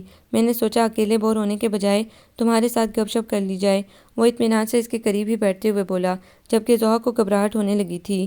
ایسی جگہ جہاں کے لوگوں کے مزاج سے وہ پوری طرح واقف نہیں تھی، اتنی رات گئے ایک لڑکے کے ساتھ تنہا بیٹھنا کچھ معیوب سا لگ رہا تھا، لیکن فوراً ہی اٹھ کر بھی نہیں جا سکتی تھی کہ یہ خلاف تہذیب تھا۔ بس خاموشی سے بیٹھی اپنے ناخنوں سے کھیلتی رہی۔ میرے خیال میں یہاں تمہیں ایڈجسٹ ہونے میں زیادہ مشکل پیش نہیں آئے گی۔ طیبہ اور مجیب تو بالکل بھی کسی کو بور نہیں ہونے دیتے، البتہ ممی کا تھوڑا سا مسئلہ ہے، اس کے لیے میں پہلے ہی تم سے ایکسکیوز کر لیتا ہوں، کیونکہ بہرحال انسان کا اپنے والدین پر کوئی اختیار نہیں ہوتا۔ خاموشی کو توڑتے ہوئے اس نے از خود ہی گفتگو شروع کر دی تھی۔ آپ بیکار میں پریشان ہو رہے ہیں، میں تائی جان کے مزاج کو سمجھ سکتی ہوں، ہم لوگوں کے لیے تو اتنا ہی کافی ہے کہ انہوں نے ہماری یہاں آمد پر کوئی اعتراض نہیں کیا، باقی رویوں کی تھوڑی بہت اونچ نیچ تو برداشت ہو ہی جاتی ہے۔ وہ نہایت تذبذب سے کہہ رہی تھی۔ منیب خاموشی سے اس کا چہرہ تکنے لگا۔ وہی مخصوص نرم و ملائم سا تاثر جو ہر وقت حمیرہ کے چہرے پر موجود رہتا تھا، وہاں بھی چھایا ہوا تھا۔ برے رویوں کو خاموشی اور صبر سے برداشت کر لینے کا وصف یقیناً اس نے اپنی ماں ہی سے لیا تھا۔ ایسی لڑکی کے ساتھ زندگی گزارنا کتنا سہل ہوگا۔ اپنے ذہن میں ابھرتے خیال نے اس کی نظر کا زاویہ بدلا اور وہ کچھ مختلف انداز میں اس کی طرف دیکھنے لگا۔ میرا خیال ہے اب چل کر سو جانا چاہیے، ویسے بھی فضا میں کچھ خنکی سی محسوس ہو رہی ہے۔ اس کی حسیات نے بہت تیزی سے کسی تبدیلی کو محسوس کیا تھا اور وہ گھبرا کر اندر جانے کے لیے اٹھ کھڑی ہوئی تھی۔ لگتا ہے اپنے رجگوں کی بیماری محترمہ مجھے لگا جائیں گی، دل ہی دل میں سوچتا وہ اپنے آپ سے مسکرایا تھا۔ آج کل تمہاری دوست مبشرہ نہیں آ رہی یہاں، خیریت تو ہے؟ کوئی فون وغیرہ بھی نہیں آیا اس کا؟ نیہا نے کچن میں اپنے قریبی اسٹول پر الجھے سے بیٹھے عزیز کی طرف دیکھتے ہوئے پوچھا۔ آج کل کچھ مصروف ہے وہ، اس لیے یہاں نہیں آتی۔ آپ کو کیا کوئی کام تھا اس سے؟ اس کا لہجہ کچھ بیزار سا تھا۔ نہیں بھلا مجھے اس سے کیا کام ہوگا، وہ تو تمہاری صبح شام نہیں ہوتی اس کے بغیر، اس لیے پوچھ رہی تھی۔ انہوں نے انڈوں کو کیک کے آمیزے میں ملایا تھا۔ یہ آنی کیوں لاہور جا کر ٹک گئی ہیں؟ 4 دن کا کہہ کر گئے تھے وہ لوگ، اور آج 6واں دن ہے، ابھی تک واپسی نہیں آئے۔ زوہا اور ماہا کو بھی کچھ خیال نہیں ہے کہ اسٹڈیز کا حرج ہو رہا ہے۔ نیہا بھابی کے جملے پر کوئی رد عمل ظاہر کیے بغیر وہ الگ ہی مسئلے میں الجھا ہوا تھا۔ نیہا نے کچھ چونک کر اس کی پریشانی کو نوٹ کیا اور پھر ایک خوشگوار سی حیرت کے ساتھ بولی، اتنے عرصے بعد اپنے ددیال والوں سے ملے ہیں وہ لوگ، ظاہر ہے اتنی جلدی تو واپس آنے کا دل نہیں چاہ رہا ہوگا۔ ویسے بھی حاذق چاچو اور منیب کو دیکھ کر لگتا ہے کہ بڑی اچھی گیدرنگ مل گئی ہوگی ان لوگوں کو وہاں۔ اچھی گیدرنگ آپ تو نہیں ہیں، اس لیے آپ کو کیا پتا کہ کتنے فضول لوگ ہیں وہ۔ آنی کی زندگی کا سکون چھین لیا تھا ان لوگوں نے۔ یہ تو آنی کا حوصلہ ہے کہ دوبارہ ان سے تعلق جوڑنے پر راضی ہو گئی۔ نیہا کی زبان سے ان لوگوں کے لیے تعریفی الفاظ سن کر اسے پتنگے لگ گئے تھے۔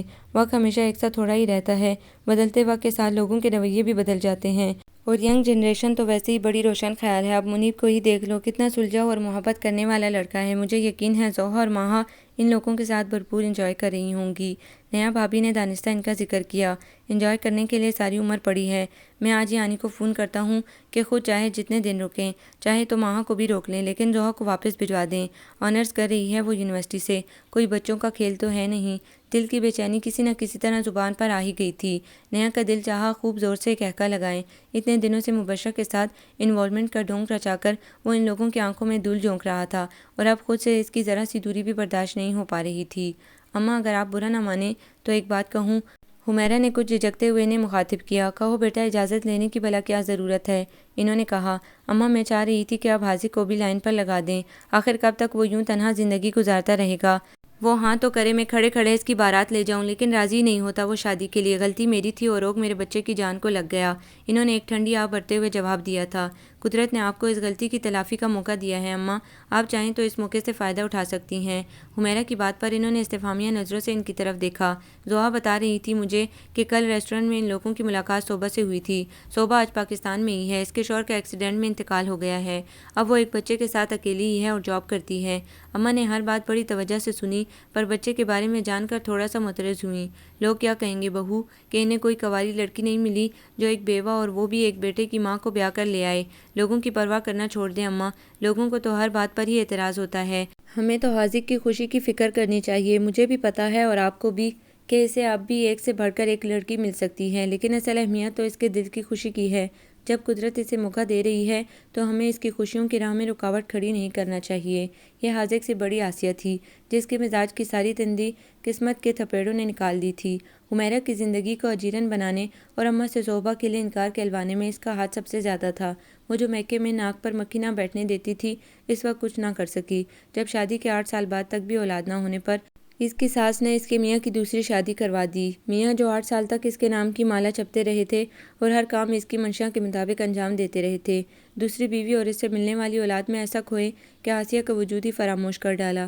اب آسیہ کی گھرستی پر سوکن اور اس کے بچوں کا راج تھا۔ اس کی حیثیت معزول ملکہ کی طرح تھی، جس کے احکامات بجا لانے والا کوئی نہ تھا۔ برسوں کی اس اذیت کو سہتے سہتے بالآخر آسیہ کی سمجھ میں آ گیا تھا کہ جو لوگ دوسروں کی زندگی کو مشکل بناتے ہیں، خدا ان کے نصیب میں بھی آسانیاں نہیں لکھتا۔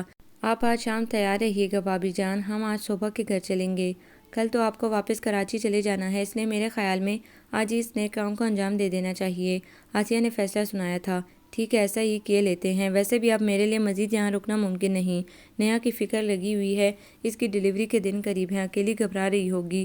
اس کے والدین بھی سعودی عرب گئے ہوئے ہیں، گئے تو صرف عمرہ کرنے کے خیال سے تھے، لیکن اب فون کر کے کہہ دیا ہے کہ حج کر کے ہی آئیں گے۔ میرے بھروسے پر نیہا نے اپنی امی ابو کو بے فکر رہنے کے لیے کہہ دیا ہے۔ اب اگر میں بروقت وہاں موجود نہیں ہوئی تو بچی کا دل برا ہوگا، اور پھر زوہا اور ماہا کی پڑھائی کا حرج بھی ہو رہا ہے۔ عزیز روزانہ فون کر کر کے مجھے احساس دلاتا ہے کہ کل تو بہت ہی غصے میں تھا، کہہ رہا تھا کہ اگر آپ کل تک واپس نہ آئیں تو میں خود آپ کو لینے لاہور پہنچ جاؤں گا۔ آخر میں عزیز کی دھمکی کا بتاتے ہوئے حمیرہ ہنس پڑی۔ میں سمجھتی ہوں بھابی جان، بس آج یہ ضروری کام آپ کے ہاتھوں انجام پا جائے تو پھر آپ کو رخصت کی اجازت ہے، آسیہ نے کہا۔ آسیہ بھابی بیگم سے بھی ساتھ چلنے کے لیے کہہ دینا، وہ بڑی ہیں، ان کی موجودگی بہت ضروری ہوگی اس موقع پر۔ حمیرہ نے انہیں دھیان دلایا تو آسیہ اماں کی طرف دیکھ کر رہ گئیں۔ ماشاءاللہ حمیرہ، تمہاری بیٹیاں بڑی سگڑ اور باحیا ہیں، اللہ تعالیٰ سب کو ان کے جیسی اولاد نصیب کرے۔ نیہا بھابی کو تکیوں کے سہارے بٹھا کر سوپ پلاتی زوہا کو ممانی کا جملہ سن کر حیرت کا شدید جھٹکا لگا تھا۔ اس کے خیال میں یا تو اس کی سماعت ٹھیک طرح سے کام نہیں کر رہی تھی، یا پھر ممانی ہی کے دماغ پر کوئی اثر ہو گیا تھا، جو وہ ان بہنوں سے ازلی دشمنی بلائے ان کی تعریف میں رطب اللسان تھیں۔ نیہا بھابی نے اس کی کیفیت کو بخوب نوٹ کیا اور پھر اس کے ہاتھ کو اپنے ہاتھ سے دبا کر جیسے ممانی کے جملے کی یقین دہانی کروائی۔ گزری رات وہ ایک خوبصورت گلگوتنے سے بیٹے کی ماں بنی تھی۔ سبھی لوگ اس خوشخبری کو سن کر نہایت مسرور تھے، خصوصاً زوہا تو جرجیز بھائی کا بیٹا پا کر بے انتہا خوش تھی۔ بھابی، یہ ممانی کو کیا ہو گیا ہے؟ ابھی کچھ دیر پہلے جاتے جاتے وہ بڑی محبت سے اس کے سر پر ہاتھ پھیر کر گئی تھیں، چنانچہ اسے تشویش ہونے لگی تھی۔ انہیں اپنی غلطی کا احساس ہو گیا ہے، ہر وقت دوسرے پر بہتان ترازی کرتی رہتی تھیں۔ اللہ نے ان کا کہا ہر بول ان کے سامنے ہی لا رکھا۔ لاڈلی رانیہ بیگم نے اپنی کسی ادھیڑ عمر پروفیسر سے کورٹ میرج کر لی ہے۔ مومانی جو دعوے کرتی تھی کہ خاندان سے باہر لڑکی نہیں دیں گی، سر پیٹتی رہ گئیں۔ جرجیز کے جواب نے اسے حیرت میں مبتلا کر دیا تھا۔ اللہ کسی کے کردار پر کیچڑ اچھالنے اور دل آزاری کرنے کی سزا یوں بھی دے ڈالتا ہے۔ حمیرہ کی پسند کی شادی کو کتنا بڑا ایشو بنایا تھا انہوں نے، بلکہ ابھی تک ساس کو طعنے دیتی تھیں بیٹی کی منمانی میں اس کا ساتھ دینے پر، لیکن آج ثابت ہو گیا تھا کہ اگر جوانی کے منہ زور ریلے کو تدبر سے قابو کرنے کے بجائے زبردستی سے کام لیا جائے تو یہ اپنے ساتھ خاندانی نجابت اور عزت کی دستار بھی بہا کر لے جاتا ہے۔ یہ عزیز کہاں رہ گیا؟ دوپہر میں اماں کو گھر چھوڑنے گیا تھا، واپس پلٹ کر نہیں آیا۔ میرا ارادہ تھا اس کے ساتھ تھوڑی دیر کے لیے گھر جانے کا، ذرا فریش ہو کر واپس یہاں آؤں گی۔ بڑی دیر سے خاموش بیٹھی حمیرہ نے ماحول پر چھائی خاموشی کو توڑا تھا، ورنہ جرجیز کے کیے گئے انکشاف پر تو وہ لوگ کوئی تبصرہ کرنے کے قابل بھی نہیں رہے تھے۔ مومانی چاہے جیسی بھی تھی، رانیہ خاندان کی لڑکی تھی، جس کے غلط اقدام نے سبھی کو افسوس میں مبتلا کر دیا تھا۔ میں لے چلتا ہوں آپ کو آنی، عزیز تو مشکل ہی ہے کہ اب واپس یہاں آئے۔ اصل میں نے اسے عقیقے کے انتظامات کرنے کی ذمہ داری سونپی تھی، یقیناً اسی میں مصروف ہوگا۔ میرا ارادہ ہے کہ 7 دن کے اندر ہی اس فرض کو انجام دے لیا جائے، ورنہ بعد میں تو اس کی کوئی شرعی حیثیت نہیں رہ جاتی، صرف ایک فارمیلٹی ہی ہوتی ہے جسے سب نبھاتے ہیں۔ جرجیز نے اپنی خدمات پیش کرتے ہوئے عزیز کے بارے میں بتایا تھا۔ چلو ٹھیک ہے، پھر تمہارے ساتھ ہی چلتی ہوں۔ میری غیر موجودگی میں یہ دونوں بہنیں یہاں رکی رہیں گی، بعد میں جب طارق مجھے چھوڑنے آئیں گے تو انہیں لے جائیں گے۔ حمیرہ اپنا پرس سنبھالتے اٹھ کھڑی ہوئیں۔ ہیلو چاچو، السلام علیکم، کیا حال ہے؟ جی میں بالکل خیریت سے ہوں، سب گھر والے بھی ٹھیک ٹھاک ہیں۔ منیب بھی اکثر شام کو آ جاتا ہے ہم لوگوں سے ملنے، بہت انجوائے کرتے ہیں ہم لوگ اس کے ساتھ۔ کارڈلے ساتھ میں پکڑے حاذق سے بات کرتی ضحیٰ کے منہ سے منیب کا ذکر سن کر عزیز نے بے چینی سے پہلو بدلا تھا۔ وہ ابھی کچھ دیر پہلے ہی یہاں آیا تھا، ماں کچن میں اس کے لیے چائے بنا رہی تھی، جبکہ حمیرہ آنی نماز میں مصروف تھی۔ فون کی بیل پر ضحیٰ نے کال ریسیو کی تھی اور دوسری طرف سے حاذق کی آواز سن کر بڑے جوش و خروش سے بات کر رہی تھی۔ لاہور تو ابھی آنا ممکن نہیں، پہلے ہی بہت چھٹیاں ہو چکی ہیں، سیمسٹر مکمل ہو جائے تو پھر آؤں گی۔ بلکہ ایسا ہے کہ ممی بتا رہی تھی کہ صحبہ جی اور ان کے گھر والے دادی اور پھپھو کی خوب جوتیاں کسانے کے بعد اب راضی ہو گئے ہیں، تو ایسا کیجیے آپ شادی کی ڈیٹ فکس کرا لیجیے، ہم لوگ پھر بہت سارے دنوں کے لیے وہاں آئیں گے۔ منیب نے بھی آپ کی شادی کے لیے خوب ڈھیر سارے پلانز بنا رکھے ہیں، میں وہاں آؤں گی تو آپ کو بتاؤں گی۔ کیا منیب کے ذکر کے بغیر اس کی بات مکمل نہیں ہو سکتی؟ عزیز نے ہاتھ میں پکڑا میگزین غصے سے ٹیبل پر پٹکا۔ ضحیٰ نے اس کے انداز پر چونک کر ایک نظر اس کی طرف دیکھا اور پھر دوبارہ فون پر مصروف ہو گئیں۔ ایسا کیجیے گا چاچو، شادی کے لیے 14 فروری کی ڈیٹ رکھ لیجیے گا، اچھا ہے نا؟ ویلنٹائن ڈے پر 2 محبت کرنے والے مل جائیں گے۔ تھوڑے سے دنوں میں چاچو سے اس کی کافی بے تکلفی ہو گئی تھی۔ ماہی میں جا رہا ہوں، کوئی بور ہونے کے لیے نہیں آیا تھا میں یہاں۔ بالآخر چڑھ کر اس نے ماہا کو آواز دے ڈالی۔ بس ناراض نہ ہو، لیجیے میں آ گئی۔ ماہا ہاتھ میں ٹرے لیے باہر ہی سے بولتی اندر داخل ہوئی تھی، لیکن جیسے ہی پتہ چلا کہ حاذق چاچو کا فون ہے، ضحیٰ کے ہاتھ سے سیٹ چھین لیا۔ ضحیٰ کیونکہ کافی دیر بات کر چکی تھی، اس لیے شرافت کا مظاہرہ کرتے ہوئے اسے بات کرتا چھوڑ کر عزیز کے لیے کپ میں چائے انڈیلنے لگی۔ ضحیٰ میرے ایک دوست کی شادی ہے، تم چلنا میرے ساتھ، ورنہ اکیلے تو میں بور ہو جاؤں گا۔ لیکن میں کیا کروں گی وہاں جا کر؟ میری کون سے آپ کے دوستوں سے جان پہچان ہے؟ آپ مبشرہ کو لے جائیے گا اپنے ساتھ، وہ بھی انجوائے کرے گی اور آپ بھی بور نہیں ہوں گی۔ مبشرہ کو لے جانے کا مشورہ دیتے ہوئے اس کا انداز کچھ روکھا سا ہو گیا تھا۔ مجبوری ہے، اس دن مبشرہ کی اپنی فیملی میں شادی ہے، اس لیے وہ میرا ساتھ نہیں دے سکے گی۔ بڑی دیر سے تبتے عزیز کے دل پر اس کے انداز سے ٹھنڈی ٹھنڈی پھوار پڑی تھی۔ تو میں بھی کوئی ایسی فالتو نہیں ہوں جو آپ کے ساتھ چل پڑوں، مجھے بھی بہت سارے کام ہوتے ہیں۔ اسے کچھ اور غصہ آ گیا تھا۔ دیکھیں آنی، یہ ضحیٰ کتنی بے مروت ہے، اتنی دیر سے خوشامد کر رہا ہوں کہ میرے ساتھ میرے دوست کی شادی میں چلیں، لیکن راضی نہیں ہو رہی۔ فیملی کے ساتھ انوائٹ کیا ہے اس نے، اب نیا بھابھی کی تو مجبوری ہے، اس لیے میں ان سے کہہ نہیں سکتا، اور اکیلے جانا مجھے اچھا نہیں لگ رہا۔ سبھی لوگ اپنے ساتھ کسی نہ کسی کو لے کر آئیں گے، ایک بیچارہ میں اکیلا جاؤں گا تو کتنا برا محسوس ہوگا۔ وہ بڑے دکھ بھرے انداز میں اپنی مظلومیت کا رونا رو رہا تھا۔ تو تم ایسا کرو، ماہی کو لے جاؤ اپنے ساتھ۔ ویسے شادی ہے کس دن؟ آنی نے تجویز پیش کرتے ہوئے پوچھا تھا۔ 31 دسمبر کو، عزیز نے مرے مرے انداز میں جواب دیا۔ نہیں عزیز بھائی، میں تو بالکل نہیں جا سکتی، 1 جنوری سے تو میرے ایگزام شروع ہونے والے ہیں۔ ماہا نے صاف ہری جھنڈی دکھائی۔ تو پھر ٹھیک ہے، فیصلہ ہو گیا، ضحیٰ جائے گی تمہارے ساتھ فنکشن میں، تم اسے ٹائم بتا دینا، یہ تیار رہے گی۔ حمیرہ کے اٹل انداز میں فیصلہ سنانے پر ضحیٰ جزبز ہونے کے باوجود احتجاج کی ہمت نہ کر سکی۔ اپنا موڈ تو ٹھیک کر لو، صاف لگ رہا ہے زبردستی لے جا رہا ہوں۔ رائل بلو کلر کے سلور کامدانی والے سوٹ میں نظر لگ جانے کی حد تک پیاری لگ رہی تھی۔ تو حقیقت بھی یہی ہے، کوئی میں اپنی خوشی سے تو آپ کے ساتھ اختیار نہیں رہی، وہ دو بدو جواب دے کر کھڑکی سے باہر جھانکنے لگی۔ عزیز نے اس کے انداز پر مسکراتے ہوئے اپنی توجہ ڈرائیونگ پر مرکوز کر لی۔ میرج ہال میں رنگ و نور کا ایک طوفان تھا جس نے ان کا استقبال کیا تھا۔ میکس گیدرنگ کی وجہ سے رونق کچھ زیادہ ہی محسوس ہو رہی تھی۔ عزیز اسے اپنے ساتھ ساتھ لیے کئی لوگوں سے ملوا رہا تھا۔ ہر ملنے والا اس سے اتنے اتفاق سے مل رہا تھا کہ زوہا کو محسوس ہوا وہ ان لوگوں کے لیے اجنبی نہیں ہے۔ چلو چل کر دولہا دلہن کو وش کرتے ہیں۔ اب وہ اسے لیے ہوئے اسٹیج کی طرف بڑھ رہا تھا۔ اسٹیج پر چڑھتے ہوئے یکدم زوہا کے قدم ایک لمحے کو ڈگمگا سے گئے۔ عزیز نے فوراً ہی اس کا بازو تھام کر اسے سہارا دیا، جبکہ اسٹیج پر دلہن کے روپ میں بیٹھی مبشرہ اس کی طرف خیر مقدمی انداز میں دیکھتے ہوئے مسکرائی۔ آپ تو کہہ رہے تھے کسی دوست کی شادی ہے، لیکن یہ تو مبشرہ ہے۔ وہ بجائے دولہا دلہن سے ملنے کے وہیں کھڑے کھڑے عزیز سے الجھنے لگی۔ تو کوئی غلط تو نہیں کہا تھا؟ مبشرہ میری دوست ہی ہے، تم اب تک کچھ اور سمجھتی رہی ہو تو یہ تمہارا اپنا قصور ہے۔ وہ بڑے مزے سے اس کے تاثرات سے لطف اندوز ہو رہا تھا۔ بہت ہو چکا عزیز، فاؤل گیم، اب تمہیں زوہا سے سوری کر لینی چاہیے۔ مجھے تو یہ یقیناً اس روپ میں دیکھ کر معاف کر چکی ہوگی۔ اپنے دلہن ہونے کی پرواہ کیے بغیر مبشرہ اپنی جگہ سے اٹھ کھڑی ہوئی تھی اور بڑے خلوص سے زوہا کا ہاتھ تھامے عزیز سے مخاطب تھی۔ لیکن آپ عزیز کو آسانی سے مت بخشیے گا زوہا، مجھے معلوم ہے میری آفت کی پرکالہ بیگم کے ساتھ مل کر انہوں نے آپ کا کتنا خون جلایا ہے۔ ارے بھائی، میں حقیقت سے باخبر ہونے کے باوجود بار بار جیلس ہونے لگتا تھا تو آپ کا کیا حال ہوا ہوگا میں اچھی طرح سمجھ سکتا ہوں۔ یہ مرسلین تھا جو اسے مشوروں سے نواز رہا تھا۔ پلیز عزیز، مجھے ابھی اسی وقت گھر جانا ہے، میں گاڑی میں ہوں، آپ آ جائیں۔ وہ تیزی سے پلٹ کر اسٹیج کی سیڑھیاں اتر گئی تھی۔ عزیز بھی فوراً ہی اس کے پیچھے لپکا تھا۔ اسے اپنے عقب میں مبشرہ اور مرسلین کا خوشگوار کہکہ سنائی دیا تھا۔ میری سمجھ میں نہیں آ رہا کہ آخر یہ سب کیا تھا۔ وہ اپنا سر دونوں ہاتھوں سے تھامے بیٹھی تھی۔ یہ تمہارے رویوں کا رد عمل تھا۔ کتنی بے دردی سے تم میرے خلوص کی دھجیاں اڑاتی تھی، بس مجھے بھی غصہ آ گیا۔ میں تو صرف خود کو کسی الزام کی زد میں آنے سے بچانے کے لیے ایسا کرتی تھی۔